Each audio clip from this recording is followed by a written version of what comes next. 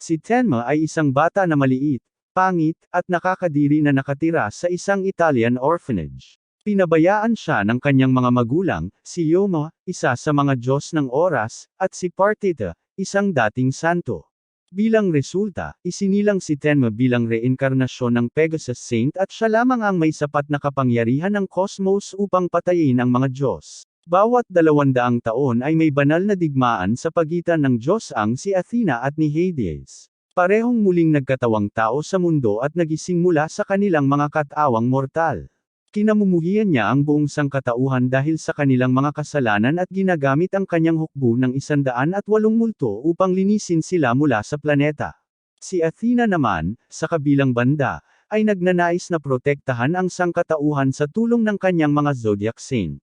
Sa kabila ng lahat, nagawa ni Tenma na makahanap ng pakiramdam ng pamilya kasama ang dalawa pa niyang kaibigan na sina Sasha at Alon.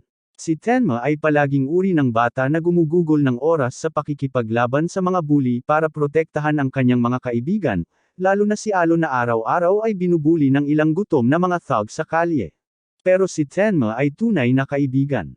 Una niyang pinagalitan ang kaibigan niya dahil ibinigay nito ang kanyang baon, tapos binugbog niya ang grupo.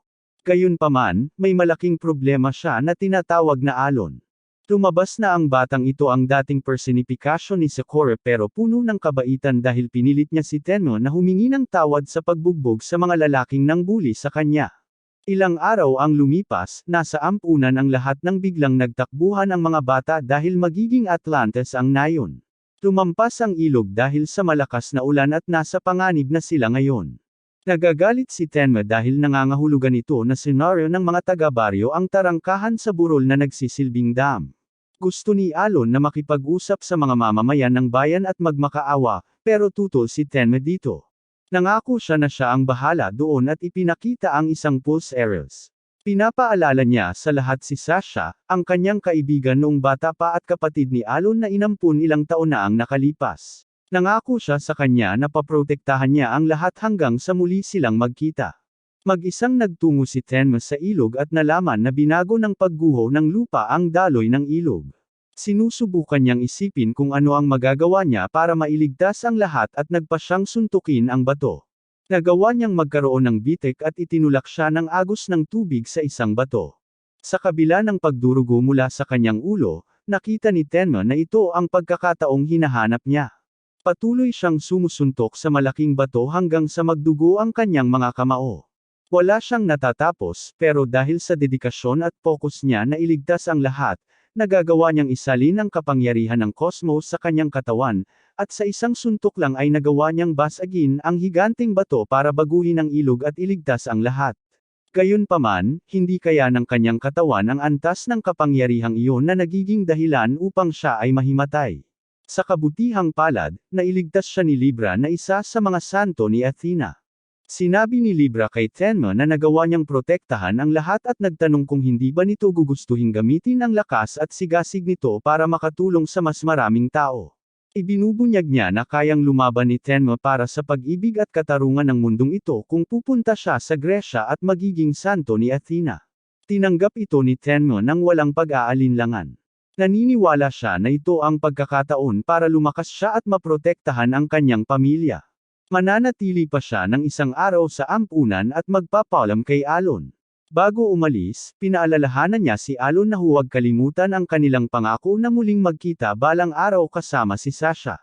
Dumating si Tenma sa santuwaryo ng Griego para lang masubukan at bugbugin ng isang random na lalaki na nakarinig tungkol sa bagong bata. Halatang naiinis si Tenma at sinimulan ang kanyang pagsasanay, na ang gagawin ay talunin ang isang malaking bato hanggang sa maging alikabok ito. Ibig kong sabihin, nagawa na niya yan dati.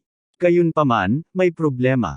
Nagsasanay na siya ng ilang buwan at hanggang ngayon ay hindi pa rin niya maabot ang tuktok ng bato. Tinutukso siya ni Libra dahil siya ang karaniwang ikaw na walang nakakamit sa buhay. Lumaban si Tenma, sinasabing nagawa na niya ito noon nang baguhin niya ang daloy ng ilog. Gayunpaman, hindi niya alam kung bakit hindi niya magawa ito ngayon. Ipinaliwanag ni Libra na dahil hindi niya naiintindihan ang ugat ng pagkasira. Ang lahat ng bagay sa universo ay gawa sa mga atom. Pinapalakas ng mga santo ang kanilang sarili sa pamamagitan ng paggamit ng cosmo. Sa magulong gabi, sobrang nakatuon si Tenma sa pag-iisip na iligtas ang kanyang mga kaibigan na nagdulot sa kanya na hindi namamalayang gamitin ang kanyang Cosmo. Nais ni Libra na ituon niya ang kanyang Cosmo sa isang bagay na nais niyang sirain, katulad ng ginawa niya noon. Mamaya ng araw na iyon, naglalakad si Tenma nang mapansin niya ang isang batang babae na kamukha ni Sasha. Hinahabol niya ito at sinasabing hindi niya inaasahang makikita ito rito. Hindi niya siya nakikilala, pero ipinakita niya sa kanya ang ipinangakong pulse heiress na ginawa nila noon. Sa wakas ay naaalala niya siya at inihayag nito na pumunta siya rito upang maging isa sa mga santo ni Athena. Tinanong niya siya kung bakit siya narito, ngunit nag-ambala sila ng isang halimaw na umatake kay Sasha. Iniligtas siya ni Tenma, pero siya naman ang kinuha. Itinali ng halimaw si Tenma sa isang haligi gamit ang kanyang mga tentakulo at gumawa ng ilang bagay sa kanya nang walang pahintulot. Naiinis si Tenma sa ideyang matalo sa halimaw. Sinimulan niyang gamitin ang kanyang Cosmo at nilampasan ang mga tentakulo ng halimaw. Binigyan siya ng kuryente ng halimaw at binugbog. Pagkatapos ay nagbabago ang focus nito kay Sasha na tila ginagamit ang kanyang kapangyarihan. Sa kabutihang palad, dumating ang Zodiac Saint na si Ares at iniligtas sila. Humihingi ng paumanhin si Iris kay Sasha dahil sa pagiging huli niya at lumuluhod habang tinatawag siyang Diyos ang Athena. Hindi makapaniwala si Tenma sa simula na si Sasha ay si Athena, ngunit lalo lang siyang ginanahan na magsumikap upang makasama niya ito bilang isang santo. Ginugugol niya ang susunod na 2 taon sa pagsasanay hanggang sa makapasok siya sa huling labanan. Ang mananalo ang magiging susunod na Zodiac Knight. Sa simula ay natutulak pabalik si Tenma, ngunit tumanggi siyang sumuko. Nagawa niyang idirekta ang kanyang lakas at itulak ang kalaban sa malaking bato. Sa kasamaang palad, nagiging sanhi ito ng pagyanig sa haligi hanggang sa punto kung saan ang tuktok nito ay bumabagsak sa ibabaw ng random na lalaki. Gayunpaman, ginagamit ni Tenma ang kanyang pagnanais na protektahan ang lahat at inilalabas ang kanyang cosmos upang basagin ang haligi. Si Tenma ang inanunsyong nanalo at ginawaran ng kanyang Saint Armor, na kinikilala na ngayon bilang Pegasus Saint. Gayunpaman, wala siyang oras para magdiwang dahil sinabi ng kanyang boss na pumunta siya sa Italia at labanan ang hukbo ng Spectre. Bago umalis, nagpasya si Tenma na pasukin ng palihim ang templo ni Athena at bisitahin si Sasha. Nagbabalik tanaw sila sa kanilang mga araw sa ampunan. Nagtataka sila kung ligtas ba ang mag-isa dahil nalaman nila na nagtitipon ng mga tropa mula sa kailaliman na tinatawag na Spectres malapit sa kanilang bayan. Naputol sila nang maramdaman nila ang paggising ni Hades at inihayag ni Athena ang simula ng banal na digmaan. Naghanda si Tenma para umalis at nalaman mula kay Ares at Libre na siya at ang kanyang grupo ay pupunta sa katedral sa Italia kung saan matatagpuan si Hades. Ipinangako niya kay Sasha na siya lang ang magpoprotekta. Pagkatapos ng ilang oras ng paglalakbay, naramdaman ni Tenma si Hades sa kanyang bayan at nagmadaling pumunta upang imbestigahan. Pagdating niya, nasusunog ang bayan. Nag-aalala siya sa kaligtasan ng mag-isang tao at ng mga mamamayan ng bayan. Pumunta siya para tingnan ang kanilang bahay at nakita niyang nagkalat ang dugo sa lahat ng dako.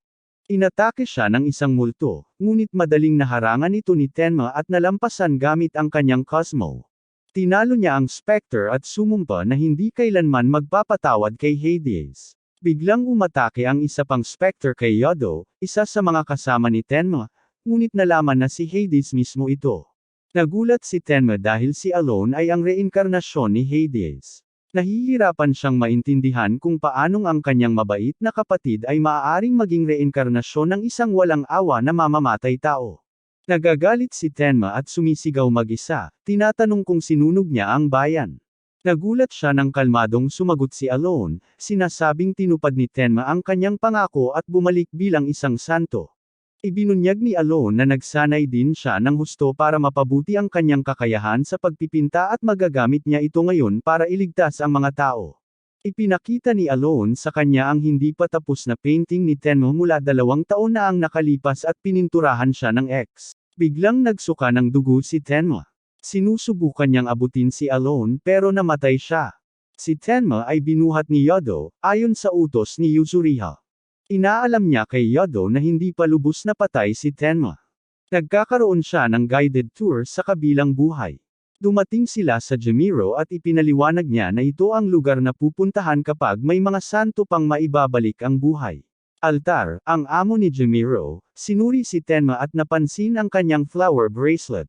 Agad niyang nakilala ito bilang isang bagay na ginawa ni Diyos ang Athena noong bata pa siya. Ipinaliwanag niya na ang Pulse Eris ang nagpapanatiling konektado ang kaluluwa ni Tenma sa kanyang katawan. Gayunpaman, nagsisimulang malagas ang mga talulot sa Pulse Eris, at kapag nawala na lahat, tuluyang mahihila ang kaluluwa ni Tenma papunta sa kabilang buhay. Samantala, ang kaluluwa ni Tenma ay nakakadena sa kabilang buhay. Sinusubukan niyang makalaya, ngunit nag-ambala siya ng isang multo na nagngangalang Fyodor. Napagtanto ni Tenma na pinatay siya ni Alone noong labanan. Inimfirmahan siya ni Fyodor na isa sa mga pinuno ng Underworld ang kasalukuyang namumuno sa kanyang hukbo patungo sa santuwaryo. Nagagalit siya ng husto, pero wala siyang magawa. Nakipagkita si Tenma kay Yodo at Yuzuriha, na ipinadala sa kailaliman upang kunin ang kanyang kaluluwa. Si Fyodor ay umatake kay Yuzuriha mula sa likod gamit ang shockwaves, ngunit hamarang si Yodo upang protektahan siya. Binalaan sila ni Tenma na manhid ang kanilang pandama dahil sa shockwaves, pero huli na ang lahat. Inatake ni Yuzuriha si Fyodor, ngunit nadurog siya sa pader ng mga shockwave. Sinakol ni Fyodor si Yodo, ngunit nagawa pa rin niyang atakehin ito. Walang magawa si Tenma kundi panuurin ang kanyang mga kaibigan na binubugbog. Sinimulan niyang gamitin ang kanyang Cosmo at pinalaya ang sarili mula sa mga kadena. Tinamaan si Tenma ng mga shockwave pero walang epekto ito sa kanya, at natalo niya si Fyodor gamit ang isang kasanayan na nagbibigay kakayahan sa kanya na gamitin ang lakas ng 100 kamao. Hindi talaga naiintindihan ni Tenma kung ano ang nangyayari, pero ipinaliwanag ni Yodo na ang flower bracelet ni Tenma ang nagpapanatili sa kanyang buhay. Sinabi niya sa kanila na magmadali at buhayin siya dahil nasa panganib ang santuwaryo, ngunit tumanggi si Yuzuriha. Ibinunyag niya na may isa pa silang misyon na gagawin sa kabilang buhay. Kailangan nilang makahanap ng isang mahalagang bagay upang baguhin ang takbo ng banal na digmaan. Ibinunyag ni Yuzuriha na patungo sila sa dakilang gintong puno ng ulan ng kailaliman. Ipinaliwanag niya na hindi maaaring mamatay ang mga specter. Ang tanging paraan na mapapatay nila sila ay sa pamamagitan ng pagpunta sa puno ng gintong ulan at pagnanakaw sa artipakto. Pumunta sila sa labasan ng pasilyo at nakipaglaban kay Cerberus, ang bantay ng kabilang buhay. Sinubukan ni Yodo na mag-isa lang labanan si Cerberus, pero humingi siya ng tulong dahil kulang siya sa kasanayan. Itinuon ni Tenma ang kanyang Cosmo para sabay-sabay na tamaan ang 3 ulo ni Cerberus, at natalo niya ito. Dumating ang 3 sa ika-7 bilangguan. Ang mga sangkot sa katiwalian, pagnanakaw, o pandaraya ay nahuhulog doon. Hindi komportable si Tenma sa pagkakita sa lahat ng katawang tao na nahulog doon. Nalulungkot siya para sa kanyang matalik na kaibigan na dating mahilig sa liwanag at kulay, ngunit ngayon ay nahulog na sa isang madilim na mundo. Biglang lumitaw si Alon at binati si Tenma. Mabilis na napansin ni Tenma na naging itim na itim ang kanyang buhok sa halip na blonde. Inatake ni Azura si Alon pero madali lang nitong naharang siya. Nagagalit siya sa kanya dahil sa pagputol sa sandali niya kasama si Tenma. Sinabi ni Alon kay Tenma na ang kanyang pagkaligtas kahit na direktang tinamaan siya nito ay hindi lang nagkataon. Inaanyayahan niya si Tenma na sumali sa kanya at sa mga specter sa pagdadala ng kadiliman sa mundo. Sumisigaw si Yodo kay Tenma, binabalaan siya na huwag makinig kay Alon. Patuloy na nagsasalita si Alon, sinasabing dapat nilang talunin si Athena at magkasamang lumikha ng tunay na kaligayahan.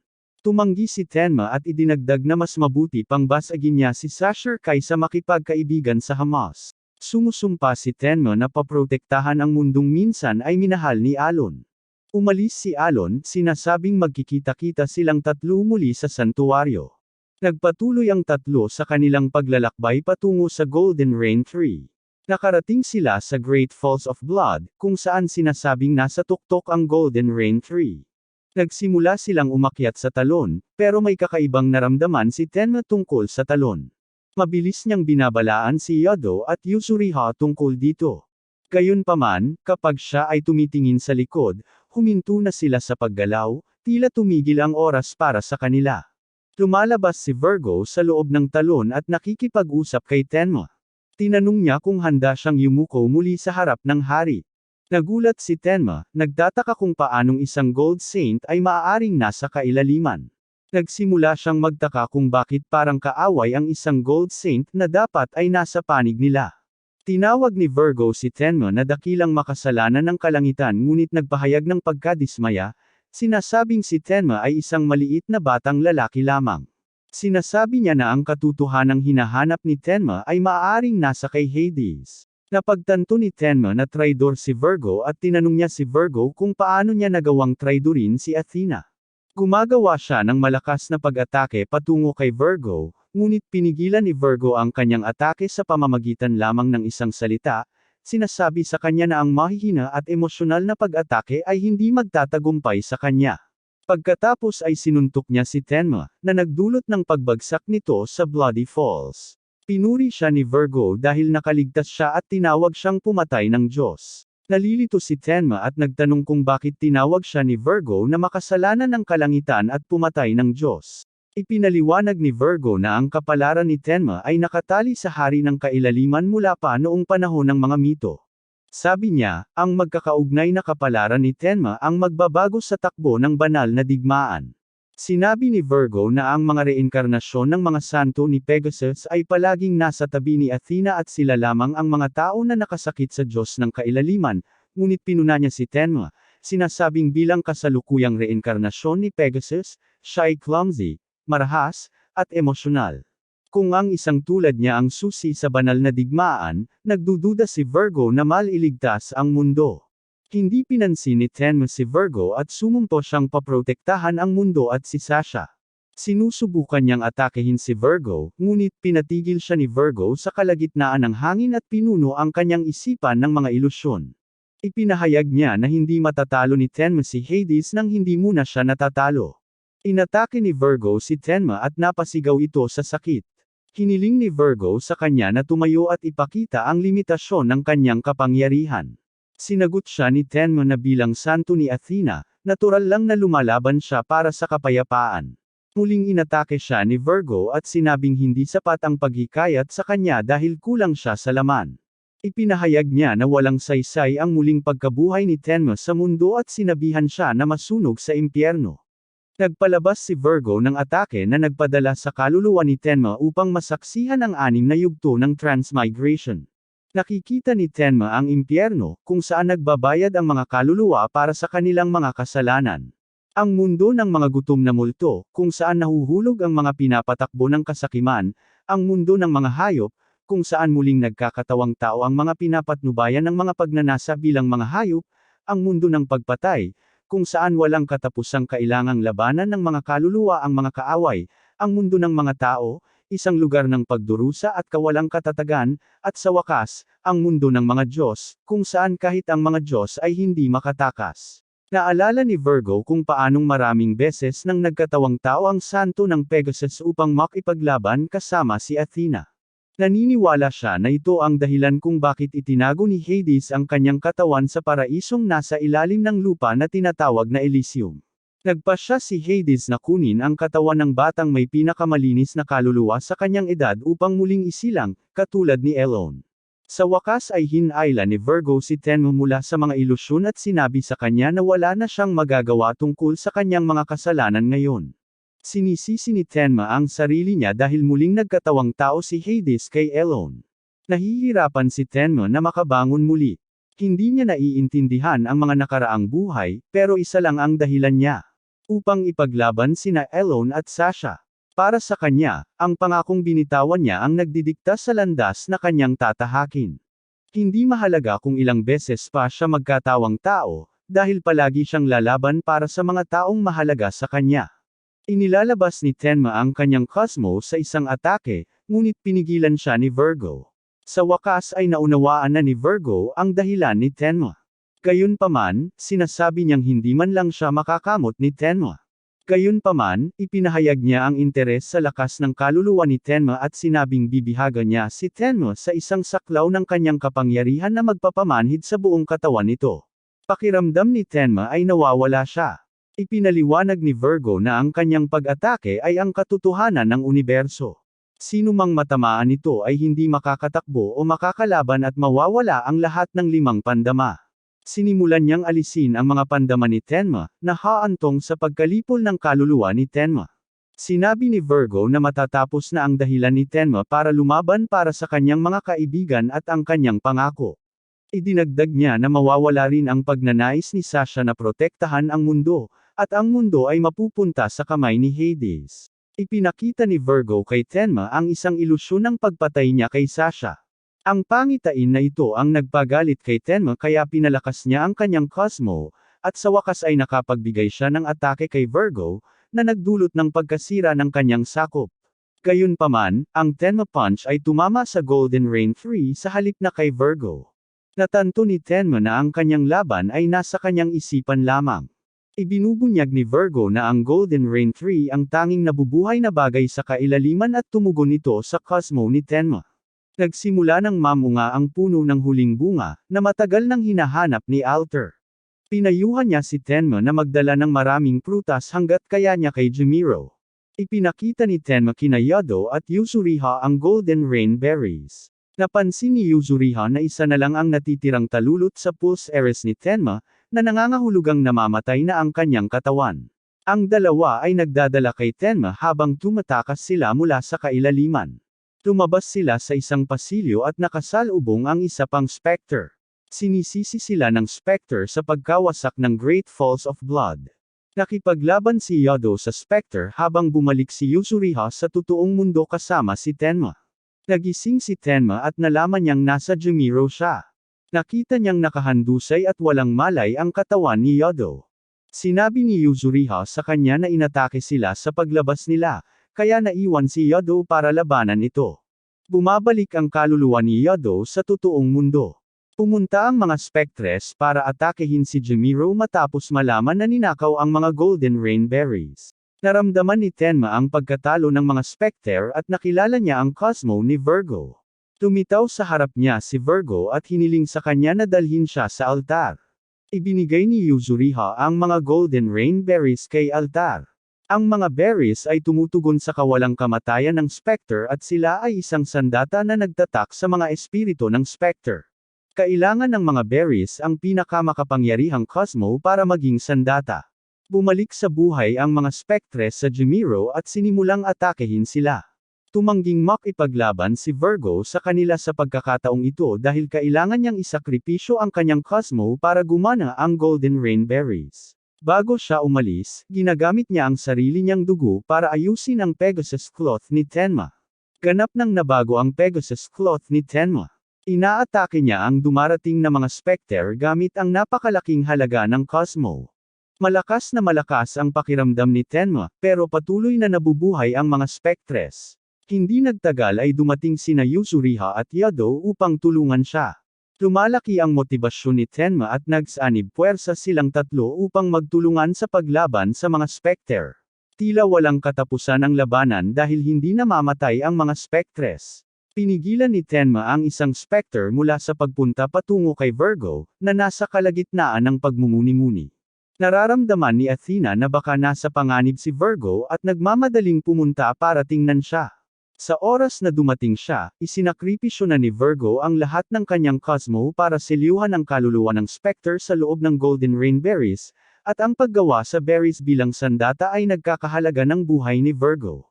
Nalulungkot si Tenma sa pagkamatay ni Virgo, nararamdaman ang bigat ng sakripisyo nito. Nagsimulang magbagsakan ang mga santo ng zodiac isa-isa, na nagpapahina sa hadlang ni Athena sa santuwaryo. Gayunpaman, parehong kapalaran ang kinakaharap ng mga Spectres. Hindi na nila kayang muling mabuhay dahil sinaselyuhan ng Golden Rain Berries ang kanilang mga kaluluwa sa sandaling mamatay sila.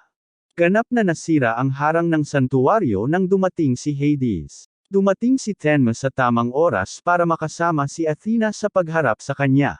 Dinala ni Tenma ang mga Golden Rain Berries para isara ang kaluluwa ng kalapit na Spectre. Pinupuri ni Tenma si Sasha sa lahat ng kanyang pagsisikap sa pagpapanatili ng hadlang ng santuwaryo ng mag-isa.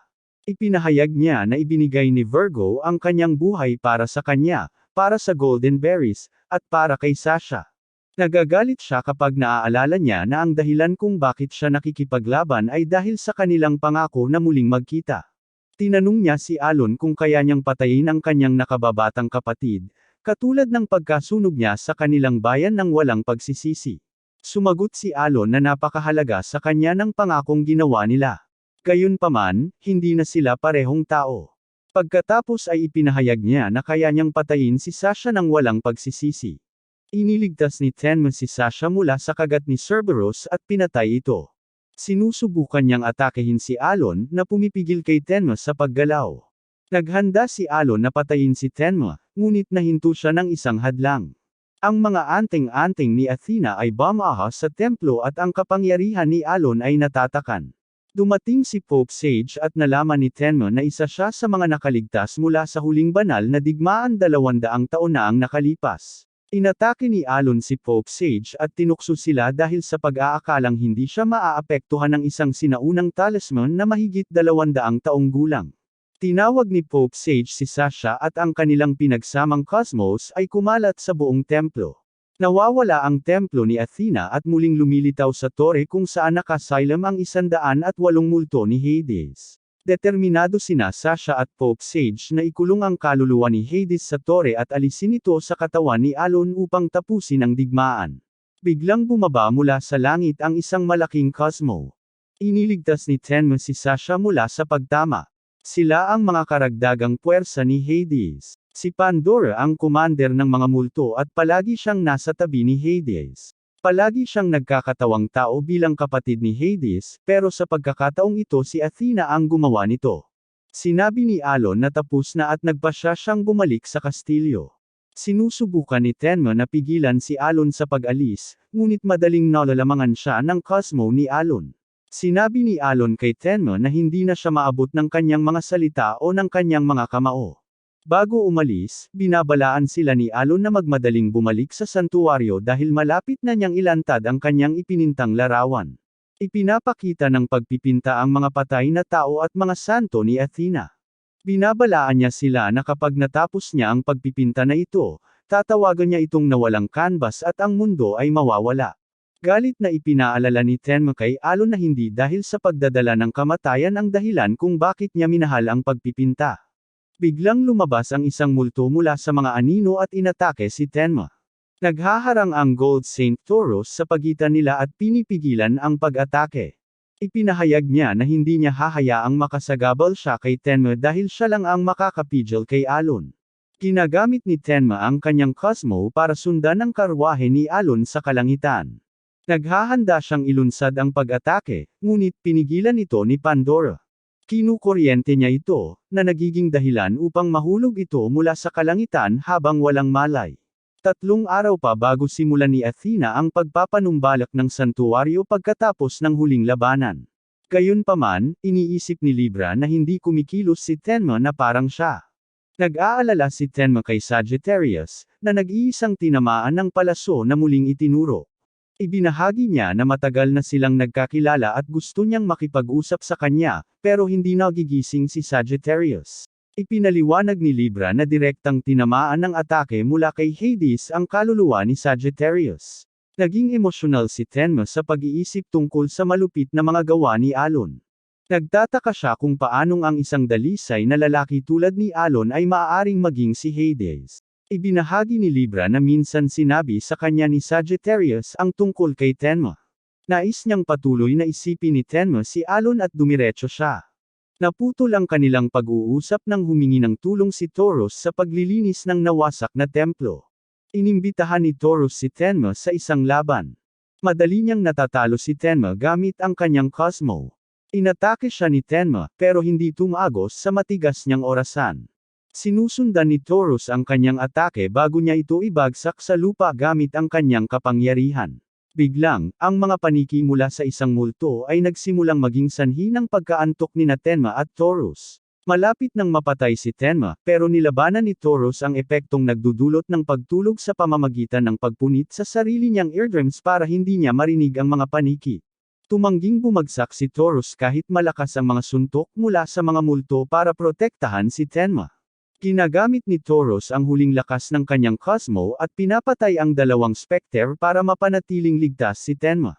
Nang magising si Tenma, nakita niya ang walang buhay na katawan ni Tauros. Inaatake niya ang isang multo, at sinisisi ito sa pagpatay kay Tauros. Walang kahirap-hirap na pinigilan ng multo ang atake ni Tenma at patuloy na hahabulin siya ng mga mamamatay taong taga-Telson.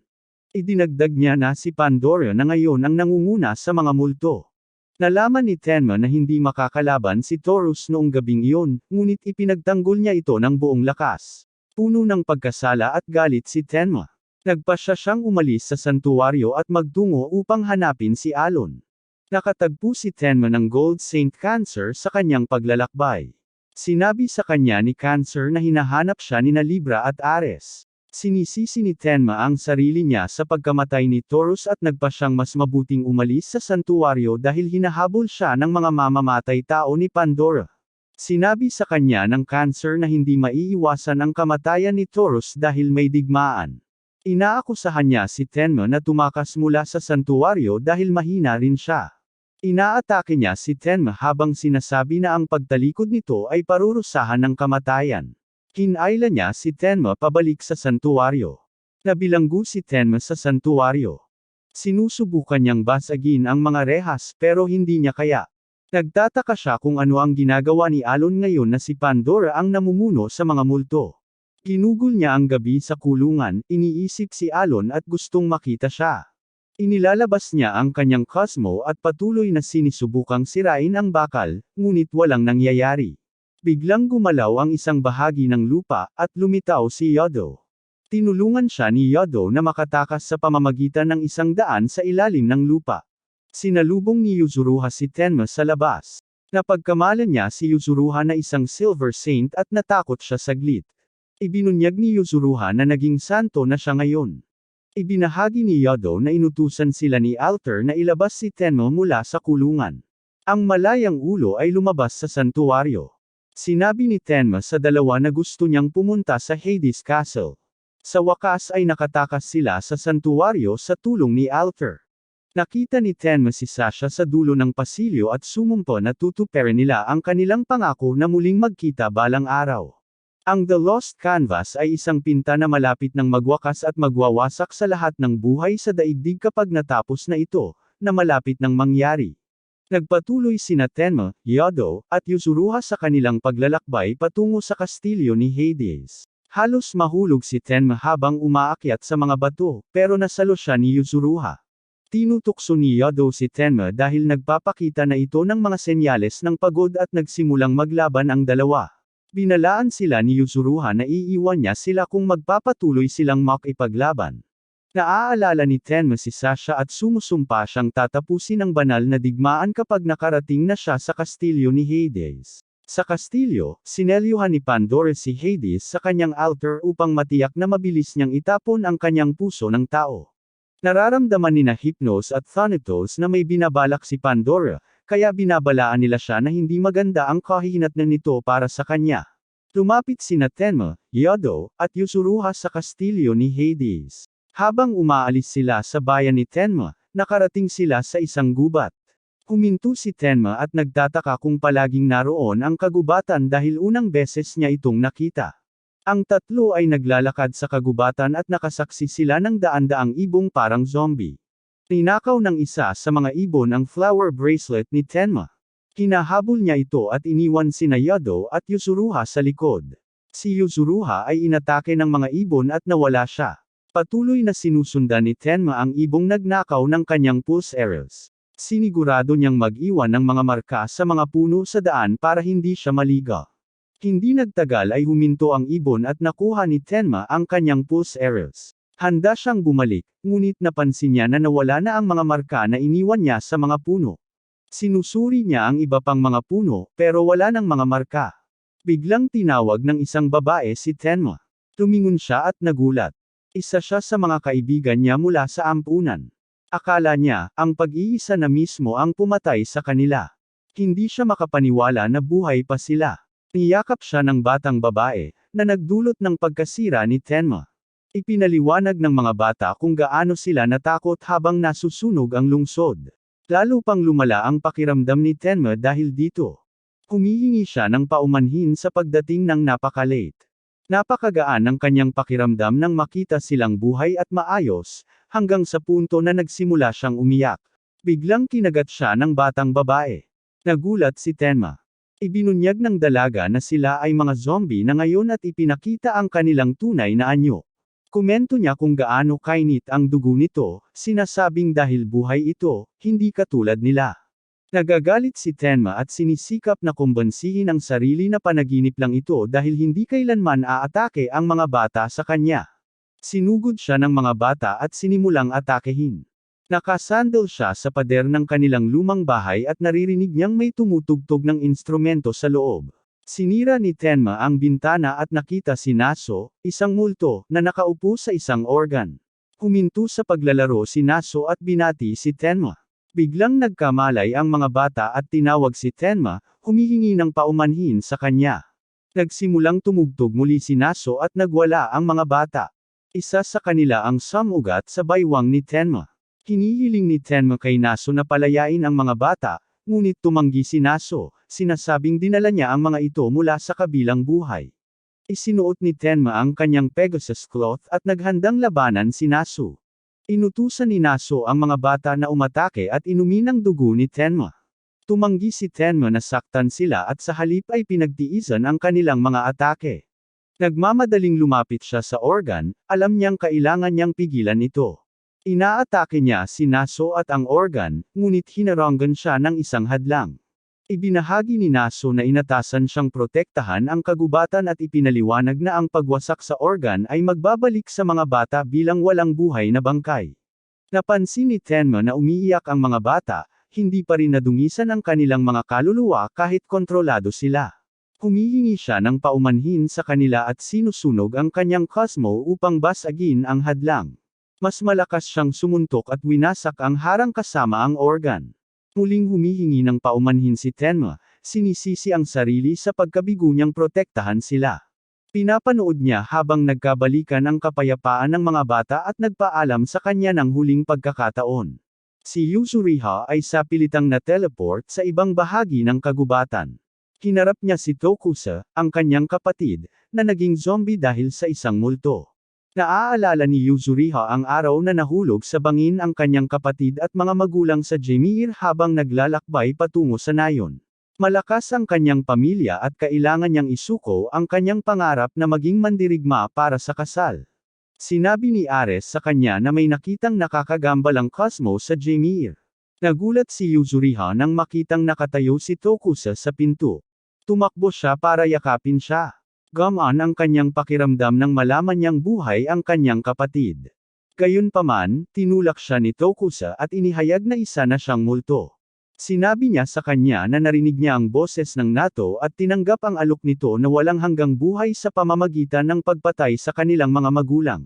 Naghahanda si Tokusa na atakehin si Yuzuriha, ngunit hamarang si Ares at hinaranggan siya. Kinumpirma ni Ares na si Tokusa ang pinagmulan ng nakakagambalang Cosmo sa Jemir. Sinasabi ni Tokusa na naging multo siya para maging mas malakas kaysa kay Yuzuriha at Ares. Nagbanggaan sina Ares at Tokusa, nagpapalitan ng malalakas na suntok. Sinabi ni Tokusa na kaya niyang hulaan ang mga galaw ni Ares dahil sa lubos niyang pagkakakilala rito.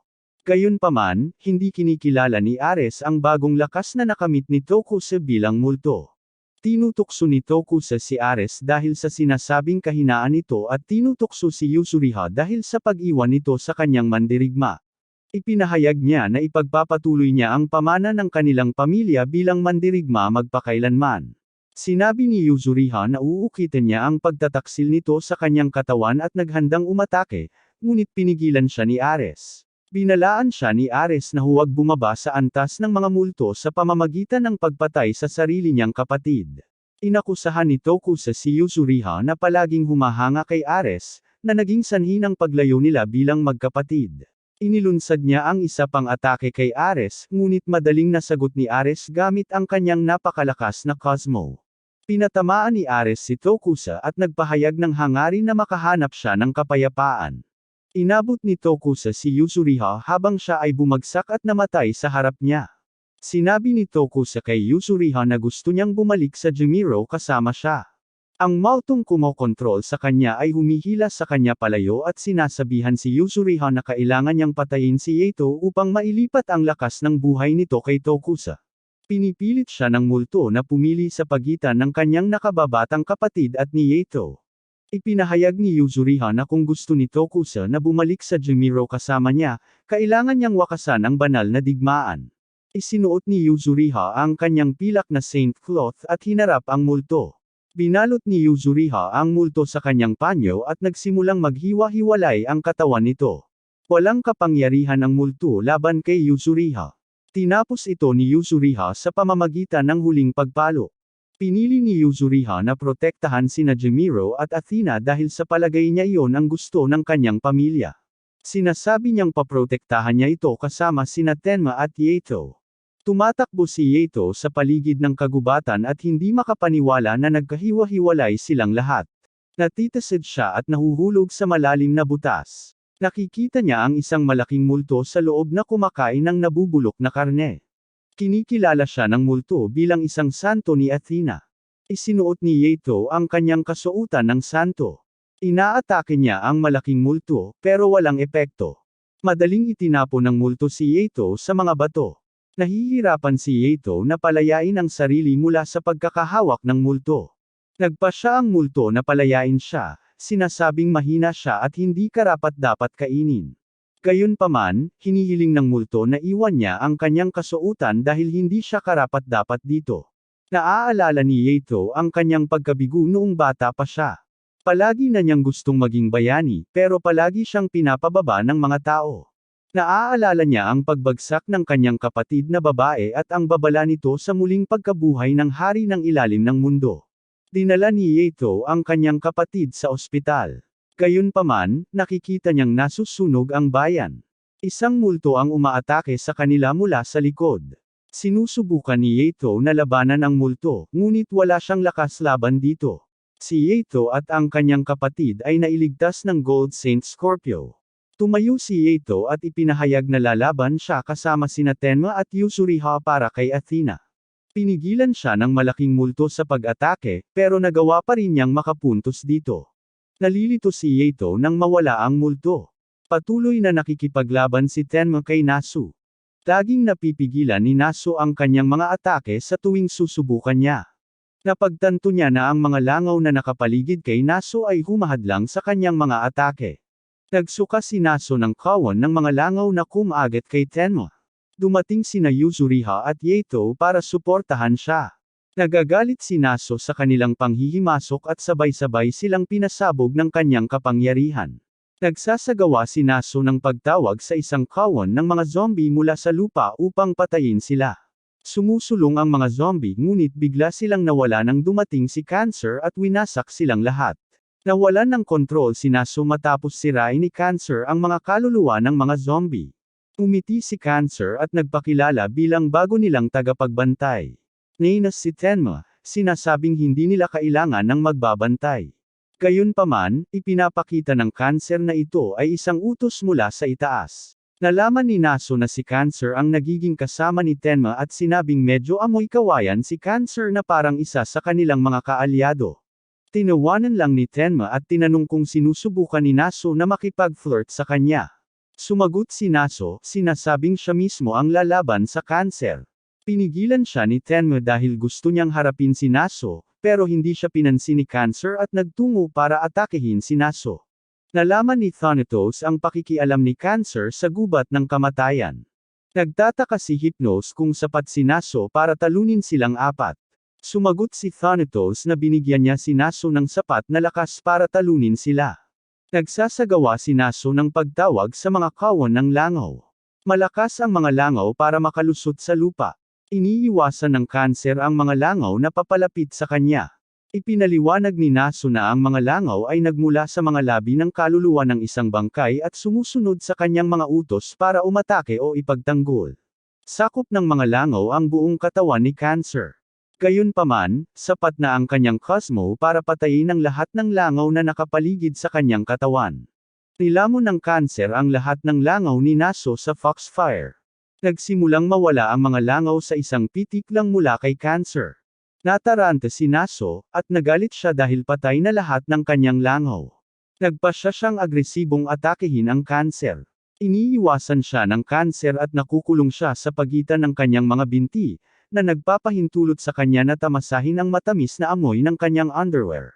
Hinigpitan niya ang katawan ni Naso hanggang sa nagsimula itong dumuygo. Inilunsad niya ang huling atake patungo kay Naso, na nagpabagsak sa kanya. Tinawag siyang mahina ng Cancer pero nagbabala si Yuzuriho na baka hindi pa tapos ang laban.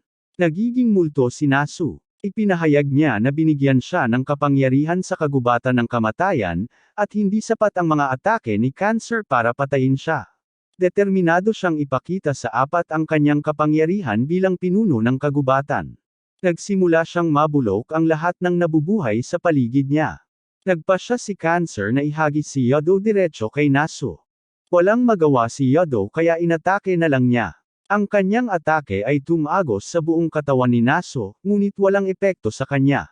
Sa halip, pinabulok ni Naso ang tela ni Yodo. Hinawakan ni Yuzuriho si Yodo bago pa man siya masaktan ni Nasu. Nagsimulang limunin ng lupa ang apat. Inutusan ng Cancer ang tatlo na huwag mabulok bago siya bumalik. Diretso siyang pumunta sa Nasu. Huminto ang pagkasira, at nagtataka ang tatlo kung nanalo si Cancer. Hindi nagtagal, lumitaw ang walang buhay na Naso. Hinawakan siya ni Yodo para tingnan kung buhay pa, pero bumagsak ang bangkay niya. Napansin din nila na hindi pa bumabalik si Cancer. Nagkonklusa si Yuzuriho na malamang nasa pintuan na sila ng Underworld. Maghaharap ang Cancer at Naso sa ilalim ng mundo. Ipinagmamalaki ni Naso na nagbibigay sa kanya ng kalamangan ang kabilang buhay, ngunit sinasabi ni Cancer na doon siya mamamatay. Nangungut siya si Naso kay Cancer dahil sa pag-iisip niyang kaya siyang talunin ng foxfire niya. Inilalabas ng Cancer ang kanyang demonyong apoy, na lumalamon ng mga kaluluwa upang maging gasolina ng kanyang pagkasunog. Gaano man kawalang kamatayan si Naso, isa lamang siyang kaluluwa sa kabilang buhay. Nagsimulang limunin ng apoy ng demonyo ang kaluluwa ni Nasu. Tinatawagan ni Thanatos si Nasu sa pamamagitan ng kanyang isipan at tinutukso siya dahil sa pagkatalo sa isang Gold Saint.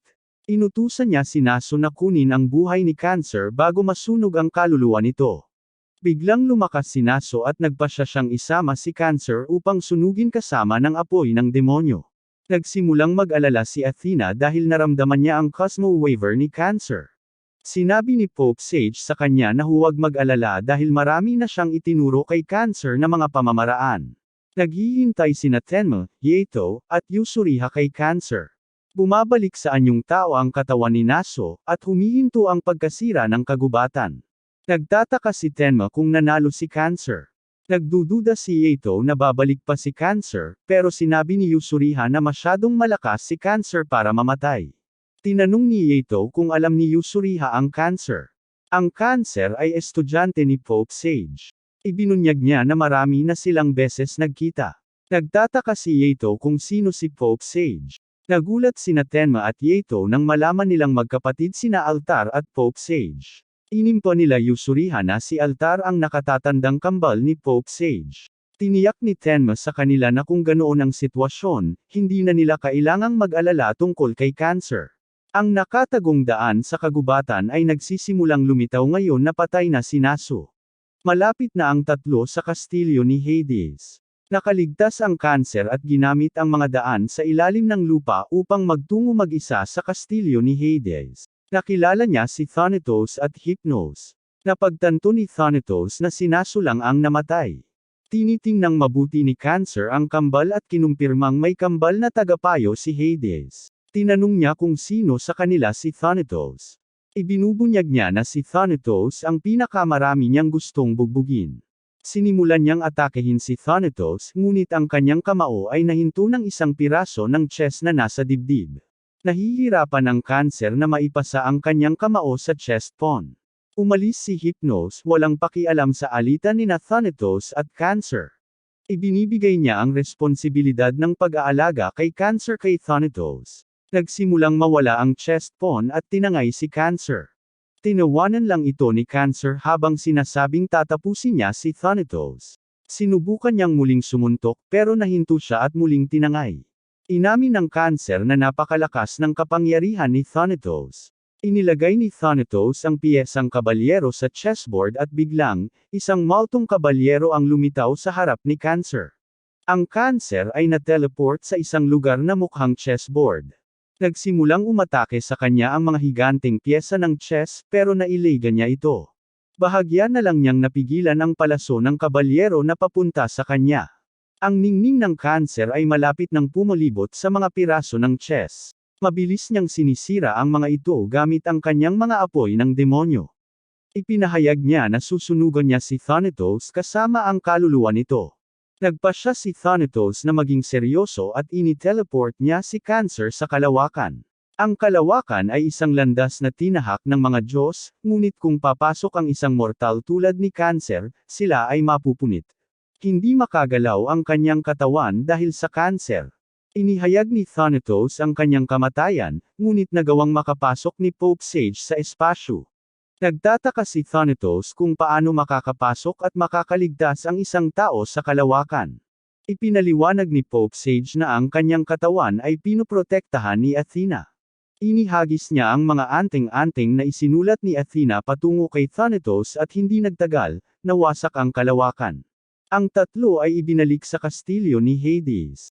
Nagpakilala si Pope Sage kay Thanatos at inihayag niya na siya ang Cancer Saint sa huling banal na digmaan.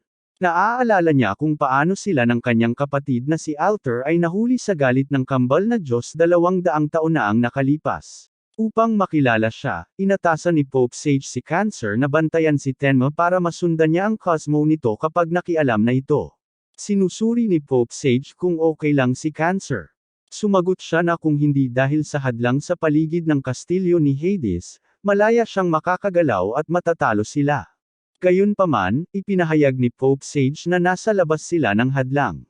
Ang kambal na Diyos ay may sariling palasyo, mataas sa kastilyo ni Hades. Sinisisi niya ang Cancer sa pagkatalo dahil sa kakulangan sa kasanayan. Sinabi ni Thanatos na ang isang matandang tulad niya ay hindi makakapagbago ng anuman tungkol sa kanilang kapalaran. Ipinapadala niya ang dalawa sa ibang dimensyon at pinakawalan ang mga katawang espiritu na patungo sa kanila. Sinisira ng mga katawang espiritu ang katawan at kaluluwa ng kanilang kalaban. Nais ni Thanatos na idagdag ang dalawa sa mga katawang espiritu na kanyang pag-aari. Nagsisimulang maakit ng mga espiritong katawan ang Cancer. Natitasid siya ng mga katawang espiritu at nagbukas si Thanatos ng itim na butas upang hilahin siya. Inilalabas ng Cancer ang kanyang mga apoy ng demonyo na kumakain sa mga kaluluwa upang wasakin ang buong sakop. Nagsisimulang gumuho ang lupa at lumalaki ang cosmo ni Thanatos sa palasyo.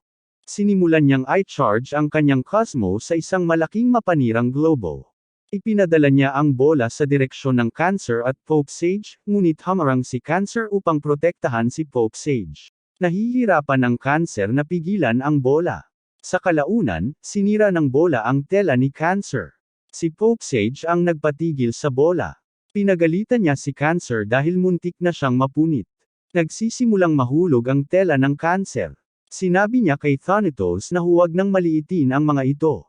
Ginagamit ni Thanatos ang kanyang kakayahan para pasabugan ang katawan ni Cancer mula sa malayo. Nagpadala siya ng isa pang globo patungo sa direksyon ni Pope Sage. Gayunpaman, hindi nagtagal ay napuno ng mga anting-anting ni Athena ang palasyo. Nasa loob ng talisman cage ang pagkakulong ni Thanatos ni Pope Sage. Tinutukso siya ni Thanatos dahil sa pag-aakalang mapipigilan siya ng ilang anting-anting. Nagsimulang magalit si Thanatos at sinunog niya ang lahat ng mga anting-anting. Binasag niya si Pope Sage sa pader gamit ang kanyang kapangyarihan. Ipinaliwanag niya na ang kapangyarihan ng anting-anting ay tumatagal lamang ng mahigit 200 taon at malamang na nagamit niya ang karamihan sa kapangyarihan nito noong labanan nila ni Hades. Naglabas si Thanatos ng isa pang mapanirang puwersa. Pinuri ni Pope Sage ang kapangyarihan ni Thanatos, ngunit tumanggi siyang mamatay. Nakamalay muli si Cancer at sinuntok si Thanatos mismo sa mukha. Sinabi niya kay Pope Sage na natutuwa siya na nakasuntok niya si Thanatos bago siya nawala ng malay. Nagagalit si Thanatos sa ginawa ni Cancer. Tapos na siyang maglaro kaya nagpasya siyang lubos na wasakin ang kanilang katawan at kaluluwa.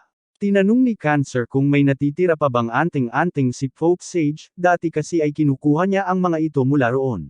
Gayunpaman, wala nang natitirang anting-anting si Pope Sage. Naalala ni Pope Sage at Cancer ang kanilang nakaraan at tumangging sumuko.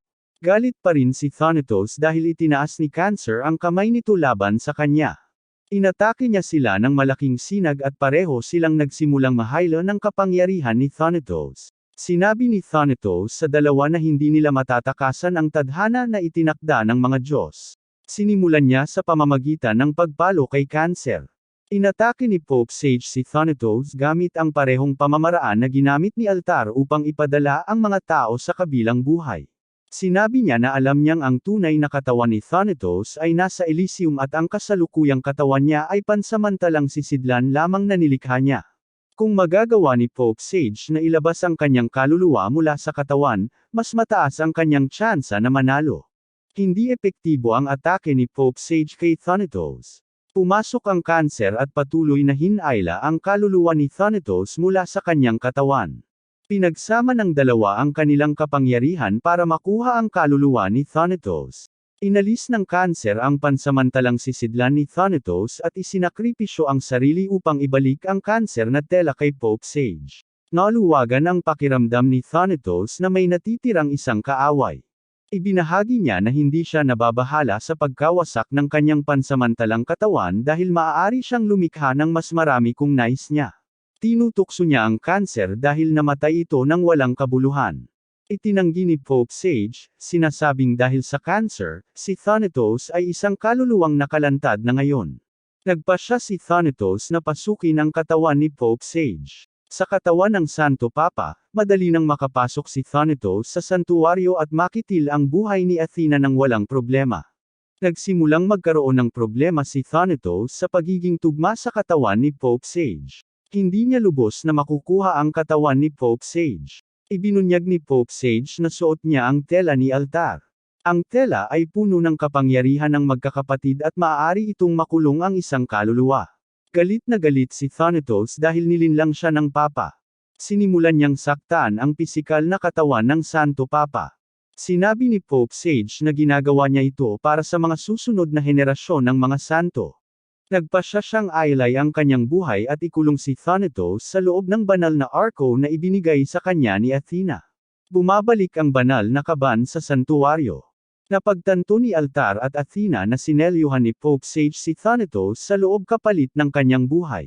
Nagsimulang magtanong si Athena kung ito ba ang pinakamainam.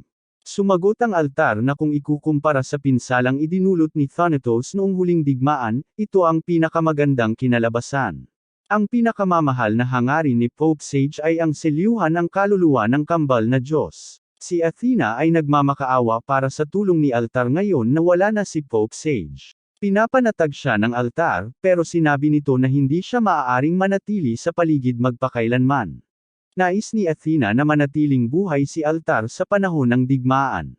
Gayunpaman, ang tanging nais ng Altar ay mabuhay at likhain ng mga batang santo ang hinaharap. Nararamdaman ni Ares na may mali sa Cosmo ng Santo Papa at nagtungo sa silid ng Santo Papa upang tingnan. Nakasalubong niya ang Cancer sa daan at agad napansin na parang sugatan ang Cancer. Tinanong ni Ares kung bakit naroon ang Cancer dahil akala niya ay si Tenma ang target ng Cancer. Tinatanong din niya kung bakit napakasama ng kalagayan ng Cancer. Hindi direktang sumagot ang Cancer at sa halip ay ibinigay kay Ares ang maskara ng Santo Papa. Sinabi lang niya kay Ares na siya na ang bahala sa iba habang unti-unting nawawala ang kanyang kaluluwa. Nagpatuloy sina Tenma, Yodo, at Yusuriha sa kanilang paglalakbay patungo sa kastilyo. Tinanong ni Yusuriha kung nag-aalala si Tenma na baka may nangyari. Nawawala sa focus si Tenma nang mateleport siya sa ibang lugar at makilala ang Cancer. Humihingi ng paumanhin si Altar dahil hindi na niya kayang mag-alaga sa kanya. Nagpaalam siya sa huling pagkakataon at napagtanto ni Tenma na sumuko na ang Cancer. Hinihikayat niya ang kanyang koponan na magmadaling pumunta sa kastilyo ni Hades. Dumating si Ares sa silid ng Papa. Nakita niya si Altar na nakaupo sa upuan ng Santo Papa. Ipinapahayag ng altar na tiyak na nalungkot ang sage sa pagtitig sa kanyang walang laman na silid sa loob ng 200 taon. Inabot ni Ares sa kanya ang maskara ng dating papa at sinabing oras na niya para ipagpatuloy ang kalooban ni Sage. Kinuha ni altar ang maskara ng Santo Papa ngunit tumangging tanggapin ang posisyon. Gayunpaman, nagpasya siyang isuot ang maskara hanggang sa may magmula sa mas batang henerasyon na humawak sa posisyon ng Santo Papa. Hindi pa rin malay si Sagittarius matapos tamaan ng direkta ni Hades. Tiningnan siya ni Athena nang may pag-aalala at sinabing hindi nila matatalo si Hypnos o makakarating sa kastilyo ni Hades nang wala ang kanyang kapangyarihan. Biglang lumitaw ang isang energy portal sa silid. Kinilala ng multo ang sarili bilang si Isolus, isa sa 4 na Diyos na naglilingkod kay Hypnos. Napansin niya ang Sagittarius at ipinahayag na kukunin niya ang kaluluwa nito. Lumabas si Isolus mula sa energy portal at sinimulang kagatin ang kaluluwa ni Sagittarius. Sinusubukan siyang pigilan ni Capricorn pero huli na siya.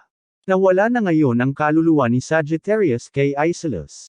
Nakiusap si Capricorn kay Athena na payagan siyang iligtas si Sagittarius. Sila ang orihinal na naatasang imbestigahan si Hypnos. Nalaman ni Sagittarius ang tungkol sa 4 na Diyos na naglilingkod kay Hypnos at may impormasyon siya tungkol sa mundo ng panaginip na kanilang pinamumunuan. Nag-aalala si Hypnos tungkol dito, kaya ipinadala niya si Isolus upang ikulong ang kaluluwa ni Sagittarius sa mundo ng panaginip. Kung umiiral ang daigdig ng mga patay upang parusahan ang mga mortal, kung gayon ang daigdig ng panaginip ay isang espesyal na bilangguan sa daigdig ng mga patay. Ang lupain ay pinamumunuan ng mga Diyos at walang sinuman ang maaaring pumasok o umalis. Ang mga kaluluwang nakakulong sa mundo ng panaginip ay natutulog magpakailanman at hindi sila makapag-reincarnate. Nangangako si Capricorn na tatalunan ang lahat ng 4 na Diyos at ililigtas si Sagittarius. Inutusan niya ang mga santo sa santuwaryo na protektahan si Athena sa kanyang pagkawala. Nararamdaman ni Ares at Libra ang kakaibang cosmos sa santuwaryo. Nalaman nila na ninakaw ang kaluluwa ni Sagittarius. Inimpon ng dalawa ni Athena na naipadala na niya si Capricorn para kunin ang kaluluwa ni Sagittarius. Si Capricorn ay nagtungo sa kagubatan ng mag-isa. Nararamdaman niya ang malakas na cosmo ng isang hayop. Naaalala niya kung paanong laging may malambot na puso si Sagittarius. Sinisi pa rin ni Sagittarius ang sarili sa pagkuha kay Batang Athena mula sa mga kaibigan nito upang dalhin sa santuwaryo. Nanumpa si Capricorn na hahanapin si Isolus at ibabalik si Sagittarius. Kapag tumapak ang Capricorn sa lupa, nagsisimula itong gumuho. Isang grupo ng mga multo ang lumitaw at humarap sa kanya. Tinalo ni Capricorn ang mga multo sa isang hampas lang. Isa pang higanteng multo ang lumitaw mula sa lupa at nakipaglaban sa kanya. Ang multo ay gumulong patungo sa Capricorn, ngunit mabilis siyang hinati sa dalawa. Ang parehong energy portal ay lumitaw sa likod ng mga hakbang ni Capricorn at lumabas si Isolus mula rito. Sinabi niya kay Capricorn na huli na ang lahat dahil ang kaluluwa ni Sagittarius ay nakakulong malalim sa mundo ng panaginip. Sagot ni Capricorn na papasukin na lang niya ang mundo ng panaginip at gagamitin si Isolus para ipakita sa kanya ang daan. Lumalabas ang 3 iba pang Diyos na naglilingkod kay Hypnos. Pinagalitan nila si Isolus dahil sa pagkabigo at pagsunod sa kanya ni Capricorn. Napagtanto ni Capricorn na ang 4 na Diyos na sina Oneros, Isolus, Phantasos, at Morpheus ay nasa harap na niya ngayon. Ang mga Diyos na ito ang naghahari sa mundo ng panaginip. Tinanong siya ni Morpheus kung handa siyang labanan ang mga Diyos ng panaginip. Sinabi ni Capricorn na naglakbay pa siya mula sa malayo para labanan sila. Inaatake niya si Isolus, ngunit may lumitaw na harang sa harap ni Isolus na nagpapaliko sa kanyang mga atake. Sinubukan niyang muling umatake, ngunit pinigil ni Isolus ang atake pabalik, na nagdulot ng pagkawala ng kanang braso ni Capricorn. Nakatitig si Athena sa isang walang buhay na Sagittarius. Dumating si Altar at siniguro sa kanya na mababawi ni Capricorn ang kaluluwa ni Sagittarius dahil may kapangyarihan siyang talunin ang 4 na Diyos. Nagtataka si Capricorn kung paano niya nawala ang kanyang kanang braso sa sarili niyang atake. Ipinaliwanag ni Isolus na kaya niyang baluktutin ang espasyo. Binibigkis niya ang espasyong patutunguhan ng atake ni Capricorn sa espasyong nasa tabi niya mismo. Binabalaan siya ni Capricorn na huwag siyang maliitin dahil lang nawalan siya ng isang braso. Sinimulan niyang atakehin si Aisalus, ngunit nag-teleport ito sa likod niya at binagsak siya sa lupa. Sinabi ni Oniros kina Aisalus at Phantasos na kailangan na silang bumalik sa kanilang misyon. Ang susunod nilang misyon ay hulihin si Tenma at ipadala siya sa mundo ng panaginip. Malalim ang ugnayan ni Tenma kay Hades kaya naman nagsisikap ang mga puwersa nito na ilayo siya. Kung masil si Tenma sa mundo ng panaginip, hindi na muling mabubuhay ang Pegasus Saint. Lumalapit sina Tenma, Yodo, at Yusuriha sa kastilyo. Naramdaman ni Tenma ang kakaiba at pamilyar na bagay sa kagubatan. Sa huli, nawala rin sina Yodo at Yusuriha kay Tenma dahil sa hamog. Nakikita ni Tenma ang kanyang bayan sa dulo ng kagubatan. Nagtataka siya kung ilusyon lang ito ng kaaway dahil wasak na ang kanyang bayan dahil kay Hades. Nakita niya sina Sasha at Alon sa ilalim ng puno. Napansin niyang bumalik na sa normal ang kanyang mga damit. Tumakbo si Sasha patungo sa kanya at tinanong kung napasubo siya. Inimfirmahan niya si Sasha na naging santo siya ni Athena at bumaling kay Alon upang sabihin sa kanya na naging Hari Hades siya na Samaire sa kanilang bayan. Umiti si Alon at sinabing panaginip lang niya yon. Walang malay si Tenma sa ilalim ng kamay ng tatlong Diyos. Natapos nila ang kanilang misyon nang pumasok ang katawan ni Tenma sa mundo ng panaginip. Tinanong ni Juan Eros si Iselos kung bumalik na si Morpheus sa kanyang pwesto. Kinumpirma niya, sinasabing bumalik na si Morpheus sa Morphea. Ang Morphea ay ang lugar sa mundo ng panaginip kung saan nagpapahinga ang mga kaluluwa ng mga bayani at hari. Binubuksan ni Juan Eros ang pinto patungo sa mundo ng panaginip. Nagtataka siya kung may pisikal na katawan na nakadaan na sa pintuan.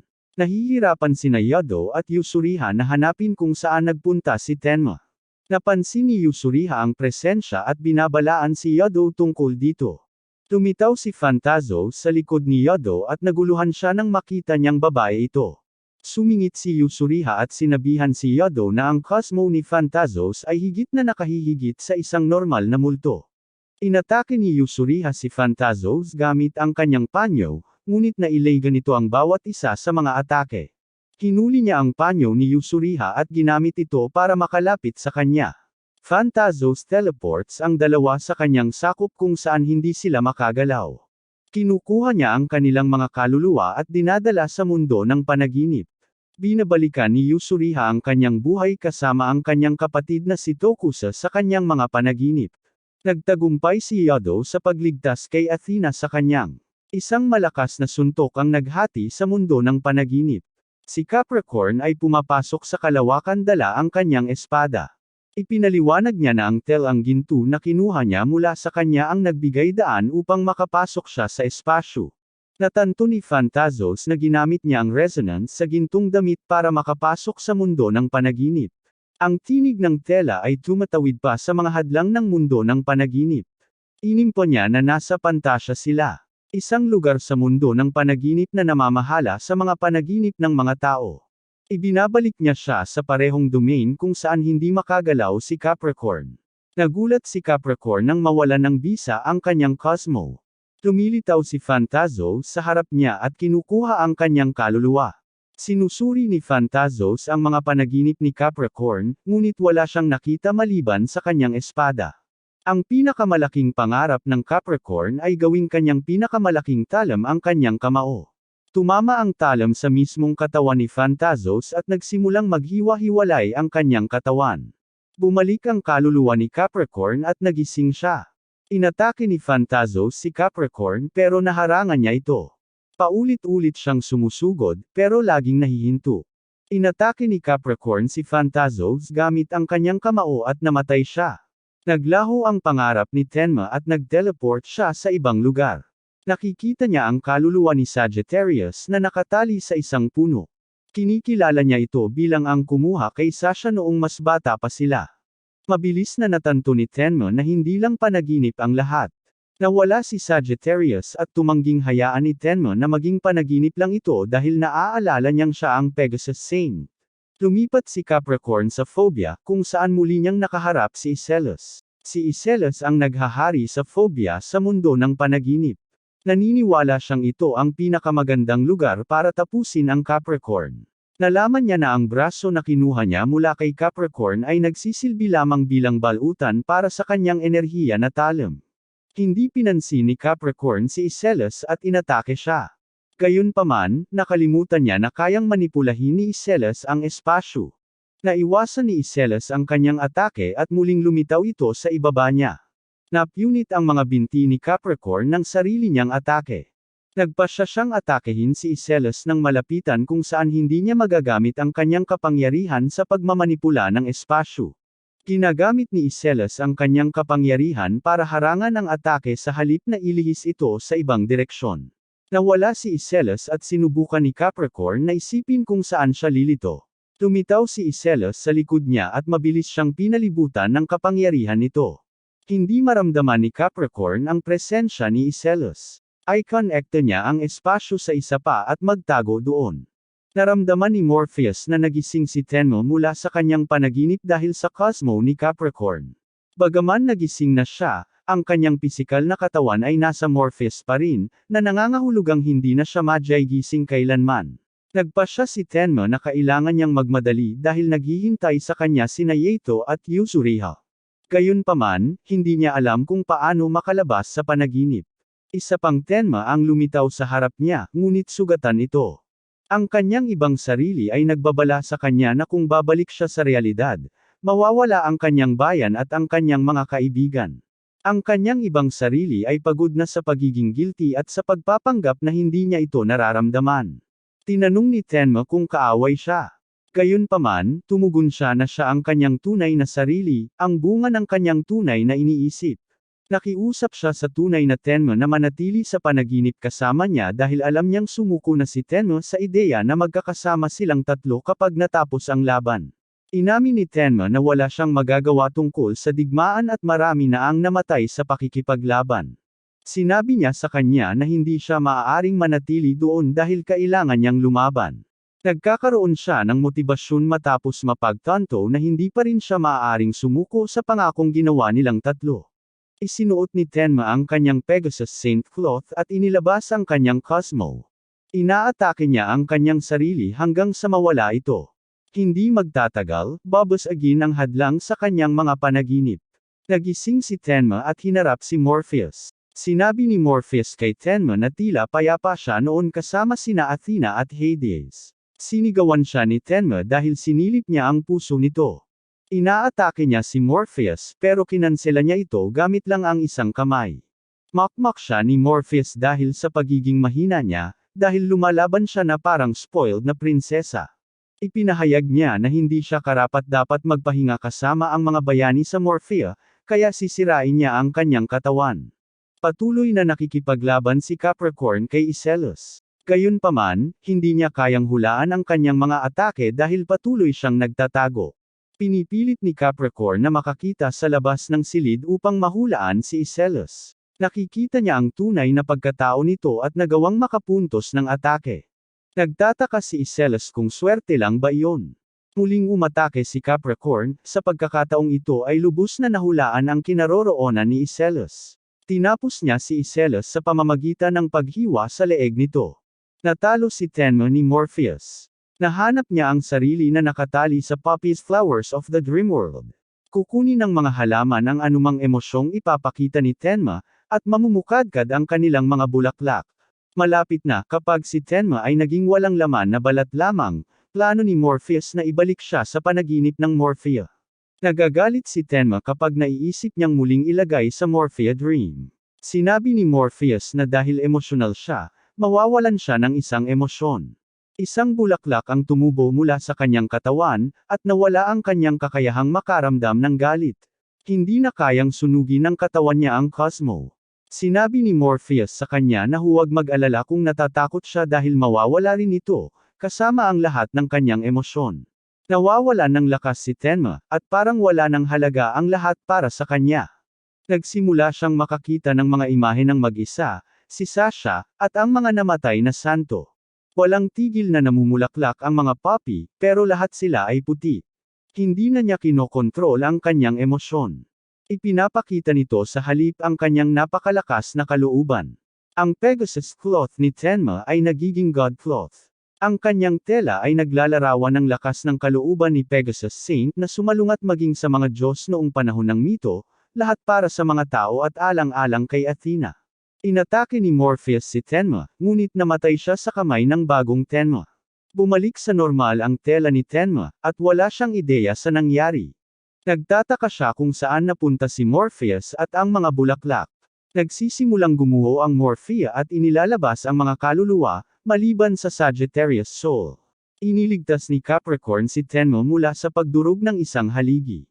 Napagtanto niya na ang Cosmo ng Capricorn ang nagbigay daan sa kanya upang magising mula sa panaginip ni Morpheus. Naaalala niya noong minsan ay sinabi sa kanya ni Lyra na sa mga santo, ang espada ng Capricorn ang pinakamalakas. Tinanong ni Athena kung malayo ang kastilyo ni Hades sa mundo ng panaginip, pero hindi lang pinansin ni Capricorn ang kanyang mga tanong. Nakita nila ang tarangkahan na patungo sa Sagittarius Soul. Nakikita nila na ang pangarap ni Sagittarius ay tungkol sa panahong sinundo niya si Sasha mula sa ampunan. Kahit matalo si Morpheus, nilamon pa rin ng kanyang panaginip si Sagittarius. Nagpasya si Capricorn na palayain at bawiin ang kanyang kaluluwa dahil kailangan siya ng santuwaryo. Tinamaan niya mismo ang kanyang pangarap, pero nag-ripple lang ito. Nagtataka si Capricorn kung mga Diyos lang ba ang pinapayagang pumasok. Ang kanyang kaluluwa ay napakalapit sa kanila, ngunit hindi nila ito maabot. Sinumpaan ni Capricorn na sisirain ang pintuan anuman ang mangyari. Biglang umalangaw ang isang boses sa buong silid, na nagsasabing walang sinuman ang maaaring magbukas ng gate. Mahigpit itong sarado ng sariling kalooban ni Sagittarius. Ang tinig ay tila ang huling natitira sa apat na Diyos, si Oneros. Tinanong ni Capricorn kung hindi siya pinapasok ni Sagittarius, pero sinabi ni Oneros na hulaan na lang niya. Kinuha ni Capricorn na dahil sinasalo pa rin ni Sagittarius ang sisi sa pagkuha kay Sasha mula kay Tenma at sa kanyang mga kaibigan upang dalhin ito sa santuwaryo. Sinabi ni Oneros na walang magagawa ang Capricorn ngayon. Sumasang-ayon si Capricorn, ngunit sinabi niya na iisang tao lang ang makakapagligtas kay Sagittarius. Nagpadala siya ng senyales kay Athena gamit ang kanyang Cosmo upang iulat sa kanya ang sitwasyon. Nagpasya si Athena na pumunta mismo sa mundo ng panaginip. Ayaw niyang sayangin ang pagkakataong ibinigay ng Capricorn dahil siya lang ang makakapagligtas kay Sagittarius ngayon. Ipinahayag ni Oneros na malaking kasalanan ang nagawa ni Tenma at Capricorn sa paglapastangan sa kanyang mga kapatid. Sinabi ni Capricorn na wala na siyang magagawa ngayon dahil tatlo sa mga Diyos ay bumagsak na. Tumugon si Oneros na umiiral sila magpakailanman, sa isang dimensyon na lampas sa imahinasyon ng tao. Pagkatapos ay tinawag niya ang mga kaluluwa ng tatlong bumagsak na Diyos. Ang tatlong kaluluwa ng mga bumagsak na Diyos ay nagsanib sa katawan ni Oneros. Sinasabi ni Oneros na pansamantalang mga katawan lamang ng kanyang mga kapatid ang natalo ni Tenma at Capricorn, ngunit kung tatawagan niya ang kanilang mga kaluluwa, babalik ang kanilang kapangyarihan. Inatake ni Tenma si Oneros ngunit walang epekto o hindi ito nakakaapekto sa kanya. Hiniling ni Capricorn kay Tenma na lumayo dahil siya na ang bahala kay Oneros. Sinaksak niya ito ng kanyang talam at nagawang hatiin ang katawan ni Oneros. Gayunpaman, nagbabagong buhay ang kanyang katawan. May apat na kaluluwa sa katawan ni Oneros at bawat kaluluwa ay kumikilos upang protektahan ito. Nagpasya si Oneros na lilipulin niya ang dalawa gamit ang orakulo ng kanyang tagapagbantay, kahit nalabag ito sa utos ni Hypnos. Naalala ni Capricorn na minsan nang nilipol ng orakulo ng tagapagbantay ni Oneros ang buong isang bansa sa isang putok lamang. Inilabas ni Oneros ang orakulo ng tagapagtanggol patungo sa dalawa. Nagpasya siyang umalis sa pag-aakalang wasak na ang dalawa ng kanyang kapangyarihan. Sa kanyang pagtataka, nakaligtas sina Tenma at Capricorn sa tulong ng tauhan ni Athena. Si Athena mismo ay bumaba sa mundo ng panaginip upang tumulong sa pagbawi sa kaluluwa ni Sagittarius. Humihingi ng paumanhin si Capricorn dahil hindi niya natapos ang kanyang misyon, ngunit kinikilala ni Athena ang kanyang mga pagsisikap. Sinabi niya na ang kanilang mga labanan ay nagbukas ng daan patungo sa mundo ng panaginip. Mabilis na pumasok si Athena sa pintuan kung saan nakakulong si Sagittarius. Sinabi ni Capricorn sa kanila na ang pagdating ni Athena ay nagpadali lamang ng mga bagay para sa kanya dahil maaari niyang wasakin silang lahat ng sabay-sabay. Sinisingil niya ang orakulo ng isa pang tagapagbantay at naghahanda si Capricorn upang salungatin ito. Si Capricorn ay sumusugod gamit ang kanyang talam hanggang sa lumikha ng isang bitek na pumalibot kay Oneros. Plano niyang palayasin siya sa mundo ng panaginip, gamit ang siwang dahil mapapahamak si Athena kung lalaban sila sa parehong lugar. Sumali si Tenma kay Capricorn sa pagpapalayas kay Oneros. Matagumpay nilang sinira ang mga hadlang sa mundo ng panaginip at bumalik sa realidad. Napagtanto ni Oneros na binibili lang ng 2 oras para mailigtas ni Athena si Sagittarius. Tinutukso niya sila dahil sa pag-aakalang mananalo sila sa pamamagitan lamang ng pagtataboy sa kanya palabas. Dumating ang isa pang grupo ng mga santo upang sumali kay Tenma at Capricorn. Sinisingil ni Oneros ang orakulo ng kanyang tagapagbantay, ngunit tumangging tumakas ang mga santo. Pinagsama ng 3 santo ang kanilang atake patungo kay Oneros. Pero mahinang simoy lang iyon para sa kanya. Inilabas niya ang orakulo ng tagapagtanggol patungo sa 3 na nagwawasak sa kanila. Sinusubukan nilang humingi ng tulong kay Capricorn pero huli na. Sinusuri ni Capricorn ang kanilang kalagayan at nagdadalamati na hindi niya sila maprotektahan. Sumagot ang mga santo na nasiyahan na silang lumaban kasama niya. Ang mga santo ay namamatay sa kamay ng Capricorn. Si Tenma ay sumugod kay Oneros, ngunit hindi man lang siya makalapit sa kanya. Iniligtas siya ni Capricorn mula sa mga atake ni Oneros. Napansin ni Tenma na labis na nagagalit si Capricorn sa pagkamatay ng kanyang mga estudyante. Sinabi niya kay Tenma na ang kanilang susunod na atake ang magdedesisyon sa labanan. Ipinaliwanag niya na ang kapangyarihan ni Oneros na magpabago at sumalakay ay nagmula sa kaluluwa ng 4 na Diyos. Plano niyang tuklasin ang kinaroroonan ng bawat isa sa 4 na Diyos at paghiwalayin sila. Gayunpaman, kakailanganin niya ang tulong ni Tenma para makagawa ng daan. Inutusan niya si Tenma na umatake ng buong lakas kapag nagbigay na siya ng Senadorios. Sinisingil ni Oneros ang orakulo ng isa pang tagapagbantay. Tumigil sa pag-atake si Capricorn at lumapit sa kanya. Nakipagpalitan si Tenma kay Capricorn at pinatigil ang kanyang atake, habang natunto ni Capricorn ang 3 iba pang kaluluwa upang paghiwalayin ang mga ito. Si Tenma at Capricorn ay na-teleport sa kalawakan habang pinapanood nilang dahan-daang nagbabagong buhay ang 3 kaluluwa. Napansin ni Oneros na halos wala ng lakas si Capricorn dahil marami na siyang nawawalang dugo. Sumingit si Tenma at tumangging tapusin ang laban. Inaatake niya si Oneros ngunit natigil siya sa isang kamay lang. Tumayo muli si Tenma at sinubukan ulit. Nahihirapan siyang harangan ang atake ni Oneros pero nagpatuloy siya. Nakita niya sina Yato at Yusuriha na nakikipaglaban sa tabi niya. Tinanong ni Yusuriha kung si Oneros ang Sum-Ira sa kagubatan.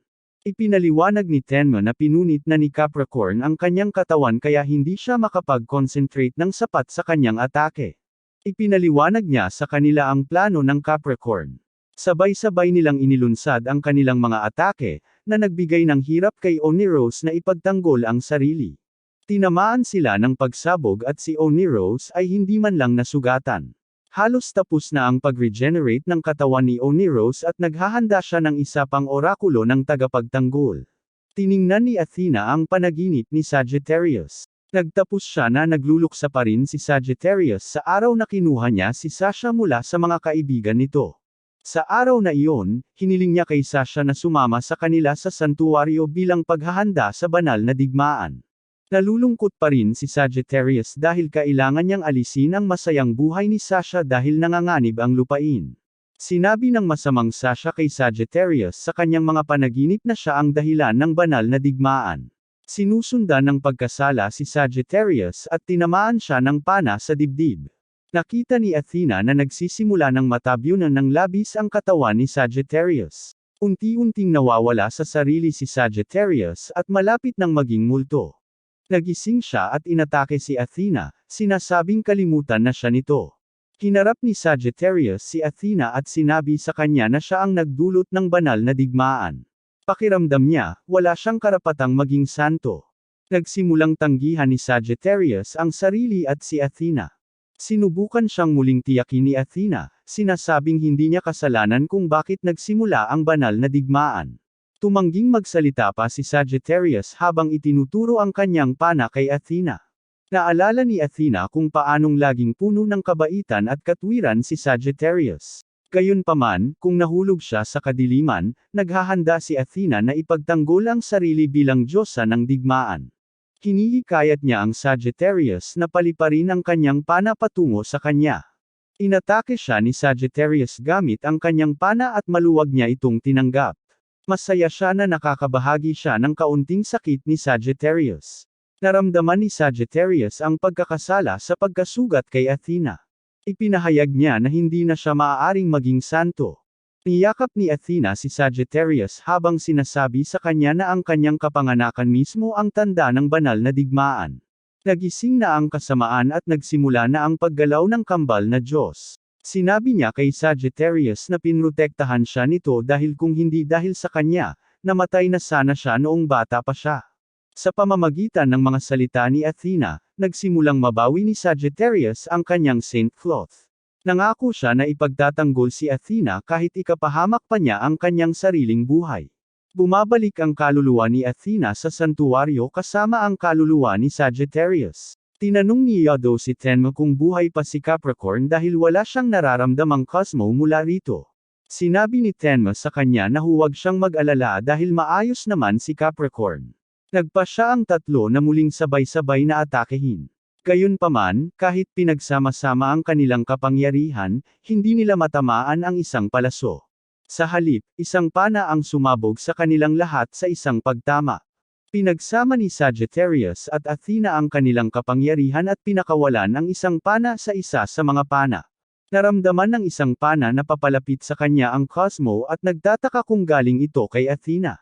Tumayo muli si Capricorn at mas malakas ang pakiramdam niya matapos maramdaman ang cosmo ni Sagittarius. Pinalalaki niya ang papasok na pana at hinahati ito sa 4 gamit ang kanyang talem. Ang mga pana ay tumama sa isang pana mismo sa 4 na lokasyon ng kanilang kaluluwa. Sumabog ang katawan ng isang pana, ngunit inilunsad niya ang huling atake patungo kay Tenma. Humakbang si Capricorn para harangin ang atake at putulin ang kaluluwa ng isang pana. Namatay si Capricorn habang sinisubukang protektahan sina Tenma at Athena. Naghahanda si Sagittarius na buwagin ang hadlang ng pagtulog ni Hypnos sa paligid ng kastilyo. Ang hadlang ay nagpapahimbing sa lahat ng tumatawid dito. Pinipigilan nito ang mga puwersa ni Athena na sumulong. Si Altar, na pansamantalang humawak sa posisyon ng Papa, ay nagbigay alam sa mga santo na dumating na ang oras ng huling laban-laban sa mga puwersa ni Hades. Nasira ng Sagittarius ang harang ng kastilyo, na naglantad sa kastilyo ng kaaway. Inihayag ng dambana ang simula ng huling labanan. Pumunta si Hypnos sa mundo ng panaginip kung saan nakakulong si Hades.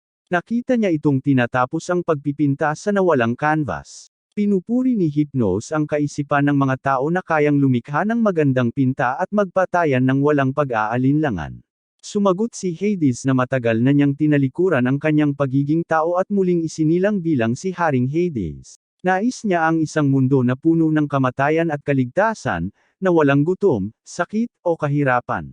Hinahangaan ni Hypnos ang kanyang dedikasyon sa kanyang gawain. Gayunpaman, nag-iisa lamang siyang nag-angkin na siya si Hades at kumilos na parang siya, habang siya mismo ay tao pa rin. Tinatawag niya itong isa sa pinakamaruruming gawa na hindi mapapatawad. Hinahamon siya ni Hades sa isang duelo, ngunit inamin ni Hypnos na kahit siya ay hindi kayang tapatan ang kanyang lakas. Inamin ni Hypnos na sinadya niyang ailapit si Tenma sa kanya para labis na mapagod ang kaluluwa nito. Ipinahayag niya na ang kaluluwang pantao ni Hades ay nasa limitasyon na. Galit na galit si Hades, ngunit nagpalabas si Hypnos ng malaking salamangka na nagpatulog kay Hades. Tumitaw ang kaluluwa ni Hades at sumumpo siyang tatalunan ng hukbo ni Athena at wawakasan ang banal na digmaan. Plano niyang kulayan ang mundo ng sukdulang kadiliman. Inaalam ni Ares kay Altar na nagtipo ng buong santuwaryo para maghanda sa pagkubkob sa kastilyo ni Hades. Napansin niyang tinanggal ni Altar ang damit ng Santo Papa at tinanong kung saan siya pupunta. Simpleng tumugon si Altar na iniwan na niya ang kanyang huling utos at ang pamumuno ng hukbo kay Sagittarius. Sinusubukan ni Ares na pigilan si Altar na umalis, pero nagalit siya sa pakikialam nito. Sinabi niya na hindi pa siya nakagawa ng anumang bagay na hindi makikinabang sa santuwaryo. Nagpasya si Ares na sundan si Altar, ngunit nakita siya ni Libra at pinigilan siyang umalis. Inaalam niya kay Libra na nagpunta si Altar mag-isa sa kastilyo ni Hades. Napagtanto ni Libra na dahil ito sa pagbibigay ni Sage ng kanyang buhay para isara si Thanatos. Kailangan din isakripisyo ni Altar ang kanyang para kay Hypnos. Sinasabi ni Ares na gusto niyang makipaglaban kay Altar, pero sumama si Libra sa kanya. Nararamdaman ni Sagittarius na nawala sina Ares at Libra. Nagtataka ang mga santo kung paano sila makakapag-teleport papunta sa kastilyo ni Hades. Ipinakikilala ng Sagittarius si Atla, isang bata na eksperto sa psychokinesis. Ang pag-teleport ng isang hukbo ay walang kahirap-hirap para kay Atla. Ang Atla ay naglalagay ng malaking globo sa paligid ng santuwaryo. Agad na nag-teleport ang hukbo sa harap ng kastilyo ni Hades.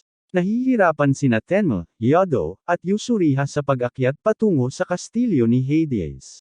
Napansin ni Tenma na huminto sa pag-akyat sina Yodo at Yusuriha. Sinasabi nila na kakaiba ang pakiramdam ng kanilang mga katawan. Nawalan ng malay ang dalawa at bumagsak. Hinawakan ni Tenma ang dalawa nilang braso para iligtas sila sa pagbagsak. Lumalabas si Libra sa likod ni Tenma at hinihikayat siya na kung hindi siya makakaligtas, hindi siya makakarating ng mag-isa. Tinanong ni Tenma kung bakit naroon si Libra, ngunit sumagot lang siya na hindi niya kayang hayaang mapatay si Tenma. Naghaharap din sa kanila si Ares. Inimpo niya kay Tenma na nag-collapse sina Yodo at Yusuriha dahil sa hadlang ni Hades. Ang kastilyo ni Hades ay hindi lamang protektado ng hadlang ng pagtulog ni Hypnos. Ang kastilyo ay pinoprotektahan din ng sariling makapangyarihang hadlang ni Hades na nagpapababa sa lakas ng isang santo sa ikasampung bahagi ng orihinal nilang lakas. Baka epekto ito sa kanila ni Yodo at Yusuriha kaya sila nag-collapse. Nagtataka si Tenma kung bakit hindi siya apektado. Sinabi ni Ares na dahil sa pulse Eros na ibinigay sa kanya ni Athena. Nagising si Yodo at tumangging magapi ng hadlang ni Hades. Hinawakan din ni Yusuriha ang braso ni Ares at tumayo. Sagittarius, kasama ang mga puwersa ng santuwaryo, ay sumusulong patungo sa kastilyo ni Hades. Gayunpaman, binabalaan niya sila na manatili sa kanilang posisyon at maghintay. Nakikita ng mga multo sa itaas ng kastilyo ang mga santo at naghahanda para sa labanan. Lumalabas sa harap nila ang dambana at tinalo ang mga multong naghihintay para sa hukbo ng santuwaryo. Tumakbo ang natitirang mga multo matapos masaksihan ang kapangyarihan ni Altar. Malapit na ang Tenma, Libra, at Yodo sa kastilyo. Gayunpaman, huminto sila nang mapansin nilang nawala sina Yusuriha at Ares. Hindi pinansin ni Scorpio ang utos ni Sagittarius na maghintay. Naglakad siya mag-isa patungo sa kastilyo. Nahanap ni Aquarius si Scorpio ayon sa inaasahan niya na baliwalain nito ang mga utos. Gustong maging unang makapasok sa kastilyo si Scorpio pero sinabi sa kanya ni Aquarius na may nakapasok na. Ang dambana ay nakaharap sa hukbo ni Hades. Nagtataka sila kung bakit hindi gumagana ang hadlang ni Hades sa kanya. Gayunpaman, wala na silang oras para mag-isip dahil si Altar ay papunta na para patayin sila. Sinusubukan nilang lumaban pero walang ni isa sa kanilang atake ang tumatama kay Altar. Pagkatapos matapos ang serbisyo sa militar, hinanap niya ang sentro ng harang. Naghanda siyang itanim ang kanyang espada sa gitna upang sirain ang natitirang hadlang ng kastilyo ni Hades. Bago pa niya mabunot ang kanyang espada, lumitaw si Hypnos sa likod niya. Ipinaliwanag niya na ang espada ni Altar ay nilagyan ng dugo ni Athena, kaya naman malaya siyang nakagalaw sa loob ng hadlang. Gayunpaman, nagdududa si Hypnos na may lalagay niya ang espada sa kanyang harapan.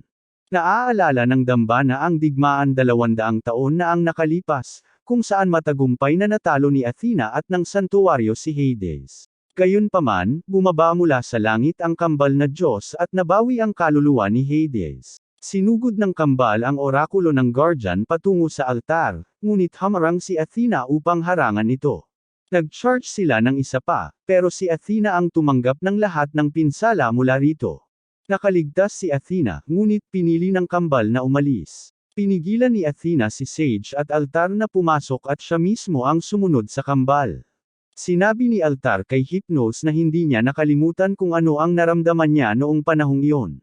Sumagot si Hypnos na ang kanyang pagkaabala sa araw na iyon ang nagpanatili sa kanyang buhay sa huling banal na digmaan at pinayagan pa nga si Sage na selyuhan si Thanatos.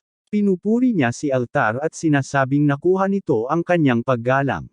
Biglang nahulog sina Ares at Israel mula sa kawalan na nilikha ni Hypnos. Pareho silang walang malay. Inimpo ni Hypnos kay Altar na sinundan siya ni Ares. Pinagalitan ni Altar si Ares dahil sa pagsunod sa kanya. Gayunpaman, sumagot si Ares na pagod na siya sa palagi nitong pag-alis at pakikipaglaban ng mag-isa. Biglang pinawala ni Hypnos ang sahig at natagpuan ng tatlo ang kanilang sarili na malayang bumabagsak. Sinabi ni Hypnos na paparanasin niya sa kanila ang pagbagsak mula sa taas na 10 zezen metro. Ang tatlo ay bumagsak patungo sa lupa. Agad na tumayo muli si Altar, na parang hindi nasaktan sa pagbagsak. Pinipili ni Hypnos si Altar sa pagitan ng kanyang katapatan kay Athena o sa kanyang mga estudyante. Tinawag niya ang isang malaking bulalakaw sa itaas ng Ares at Israel. Sinabi ni Hypnos sa kanya na kung gusto niyang iligtas ang dalawa, kailangan niyang yumuko sa harap niya at umalis. Nagsasalita si Ares mula sa likod at sinasabihan si Altar na kalimutan sila at ipagpatuloy ang laban. Mas mahalaga ang pagtatak ng dalawang Diyos dahil matagal nang naghihintay ang altar para dito. Pinapayuhan niya ang altar na isagawa ang kalooban ng mga santo. Sumasang-ayon si Israel sa ideya ni Ares. Bumaba ang bulalakaw mula sa itaas ng Yado at Israel. Papunta sa dalawa ang altar at nasalo nito ang bulalakaw. Nagsimulang dumyugo ang altar habang sinasabi niyang wala siyang balak na hayaan silang mamatay. Pinili ni Altar na gamitin ang kanyang huling pamamaraan. Ginugol niya ang buong buhay niya sa pagiging dalubhasa sa teknik na ito. Ang teknik na tinatawag na kahilingan ng mga santo ay nagpapatawag sa mga kaluluwa ng lahat ng namatay na santo mula sa kabilang buhay. Tinawag itong walang silbi ni Hypnos, sinasabing ito ay isang walang kapangyarihang pagtitipon ng mga patay. Sinabi niya na maibabalik niya lang sila sa kailaliman. Ang kaluluwa ng mga santo ay nagkakaisa sa isang malaking pagsabog ng enerhiya. Itinutulak ng altar ang pagsabog patungo kay Hypnos. Pinahinto niya ito gamit ang isang kamay habang minamaliit ang lakas ng tao. Natanto ni altar na kahit magkaisa pa sila sa kanilang kapangyarihan, hindi pa rin nila mapipigilan si Hypnos. Nagpasya si altar na iwanan ang kanyang katawan at sumama sa mga kaluluwa. Inaatake ng kanyang kaluluwa si Hypnos at nagsimula siyang mawala pagkatapos noon. Tumakbo sina Ares at Israel patungo sa walang buhay na katawan ni Altar. Hindi nagtagal, bumalik ang kanyang kaluluwa sa kanyang katawan at nagising siya. Inilalabas niya ang banal na arko mula sa kanyang katawan. Gumaan ang kanyang pakiramdam dahil sa wakas ay naselyuhan na niya si Hypnos sa loob ng banal na arko. Nakatitig si Ares sa paghanga sa mga paa ni Altar. Buong pagmamalaking ipinapahayag niyang siya ang kanyang Panginoon, ang huling tagadala ng kalooban ng mga santo ng huling henerasyon. Ang altar ay patungo sa gitna ng harang. Naghanda siyang itanim ang kanyang espada at ipinahayag niya itong kanyang huling gawain. Malapit nang itanim ni altar ang espada nang dumating si Hades at pinatay siya. Naramdaman ni Aquarius na nawala si Hypnos Cosmo, na nangangahulugang natupad ni altar ang kanyang hangarin na selyuhan siya. Nagsimulang mapansin ng mga hukbo na lumalakas ang hadlang. Galit na galit si Ares sa nakita niyang patay na ang kanyang amo. Inilunsad niya ang isang pag-atake patungo kay Hades. Gayunpaman, binuksan ni Hades ang isang portal patungo sa kalawakan, kung saan nasipsip ang atake ni Ares. Ang kanyang atake ay malapit nang bumalik sa kanya. Napansin ni Ares na ang Cosmo ni Hades ay ngayon ay purong itim, ganap na naiiba sa Cosmo nito noon. Tumayo muli si Ares habang humihingi ng paumanhin. Pumunta siya patungong Hades na naglalayong makuha ang espada na makasisira sa hadlang. Bago pa niya maabot ito, binasag ito ni Hades. Nalaman ni Hades na ang espada na pinapagana ni Athena ay makakabasag sa kanyang hadlang. Si Israel ay naiwang harapin si Hades. Hindi man lang siya makagalaw dahil sa napakalakas niyang kapangyarihan. Sinabog ni Hades si Israel, ngunit sumingit si Ares upang protektahan siya. Hindi nagtagal, dumating sina Tenma, Yado, at Libre upang tulungan silang labanan si Hades. Hindi pinansin ni Tenma si Hades at naglakad patungo sa bangkay ni Altar. Tinanong niya si Hades kung siya ba ang gumawa nito. Tumatawa si Hades, at nagagalit si Tenma. Sinabi sa kanya ni Hades na mag-isa. Ang sisidlang ginamit niya para sa pagkabuhay na mag-uli ay wala na sa mundo. Inilunsad ni Tenma ang isang atake patungo kay Hades, ngunit pinawala niya ito. Itinaas ni Hades ang kanyang mga braso at ang atake ni Tenma ay bumalik mismo sa kanya. Ipinahayag ni Hades na hindi siya kayang hawakan ng simpleng kamao ng isang santo. Pinigilan ni Tenma si Libre na tulungan siya. Sinabi niya na siya ang magtatapos kay Hades, dahil ipinangako niyang siya lang ang magpoprotekta kay Alone at kay Sasha. Inatake ni Hades si Tenma, at wala siyang lakas laban dito. Tinawag ni Hades ang kanyang espada. Mabilis niyang gustong tapusin ang relasyon niya kay Tenma. Ibinabato niya ang kanyang talam, ngunit tumalon si Libre para ipagtanggol siya. Bilang resulta, nabasag ang kalasag ni Libre. Sinabi ni Hades na kahit may karagdagang lakas si Libre sa labanan, walang epekto ito sa kanya. Pinagsama ni Tenma at Libre ang kanilang mga atake patungo kay Hades. Gayunpaman, sa isang kaway lang ng kanyang espada, lahat sila ay nabasag sa sahig. Ang grupo ay labis na namangha sa kapangyarihan ni Hades. Tumangging maniwala si Tenma na wala na si Alone sa loob ng Hades. Biglang bumaba ang kaluluwa ni Athena sa kastilyo. Ipinapalam niya na ibinuhos ni Sage at Altar ang kanilang buhay upang selyuhan ang kambal na Diyos. Ipinahayag ni Athena na lalaban siya kasama si Tenma bilang Diyosa ng digmaan. Sumagot si Hades na si Athena mismo ang naghukay ng sarili niyang libingan. Si Hades ay nagpapalipad ng malaking mapanirang bola patungo sa kanila, ngunit pinigilan ito ni Tenma. Nagiging Pegasus Godclaw si Tenma. Si Tenma ay sumugod patungo kay Hades at nagbanggaan ang kanilang mga kapangyarihan. Si Tenma ay nabagsak patungo sa lupa, ngunit matagumpay niyang nataman si Hades. Galit na galit si Hades dahil nagawa siyang sakta ng isang simpleng bronze saint na tulad ni Tenma. Hinahampas niya ang kanyang espada patungo kay Tenma at Athena. Nawala ang Godclaw ni Tenma at naglaho ang kaluluwa ni Athena. Sumusumpa si Ares na hindi niya hahayaang mamatay si Tenma. Nakikita niyang naglalahad ang kasaysayan sa kanyang harapan habang muling nagawang sugatan ng Pegasus Saint ang katawan ni Hades. Tulad noong panahon ng mga mito, nagtataka siya kung paano niya may aalis ang atensyon ni Hades sa kanya. Sinusubukan ni Libre na bigyan ng pagkakataon si Ares. Ipinahayag niya na kailangang ipagpatuloy ni Tenma ang kalooban ng kanilang mga kasamang nasawi habang sumusulong siya patungong Libre. Ang pag-atake ni Libre ay nakagambala kay Hades mula sa paparating na sibat ni Ares. Gayunpaman, hindi man lang mahawakan ng sibat si Hades. Ipinaliwanag ni Libre na ito lang ang simula na kailangan nila. Hinawakan ni Ares sina Tenma, Yodo, at Yuzuriha para makatakas habang naiwan si Libre upang labanan si Hades. Naalala ni Libre ang kanyang mga araw kasama si Tenma habang sumasalakay siya patungo kay Hades. Napansin ni Tenma at Ares ang isang malaking pagsabog sa labas ng kastilyo at agad nilang napagtanto na bumagsak na si Libre. Nakatitig si Hades sa bangkay ni Libre habang napapansin niyang ginawa lang siyang panlinlang upang makatakas si Tenma. Nagsisimulang gumuho ang kastilyo ni Hades. Nagsisimula ng takpan nang nawalang pinta ang kalangitan. Lumalabas ang isang malaking hagdanan at nagtungo si Hades patungo rito. Si Pandora ay yumuko at ipinaalam sa kanya na naitatag na ang bago niyang kastilyo. Malugod na tinatanggap ni Athena ang pagbabalik ni Tenma, Ares, Yodo, at Yuzuriha.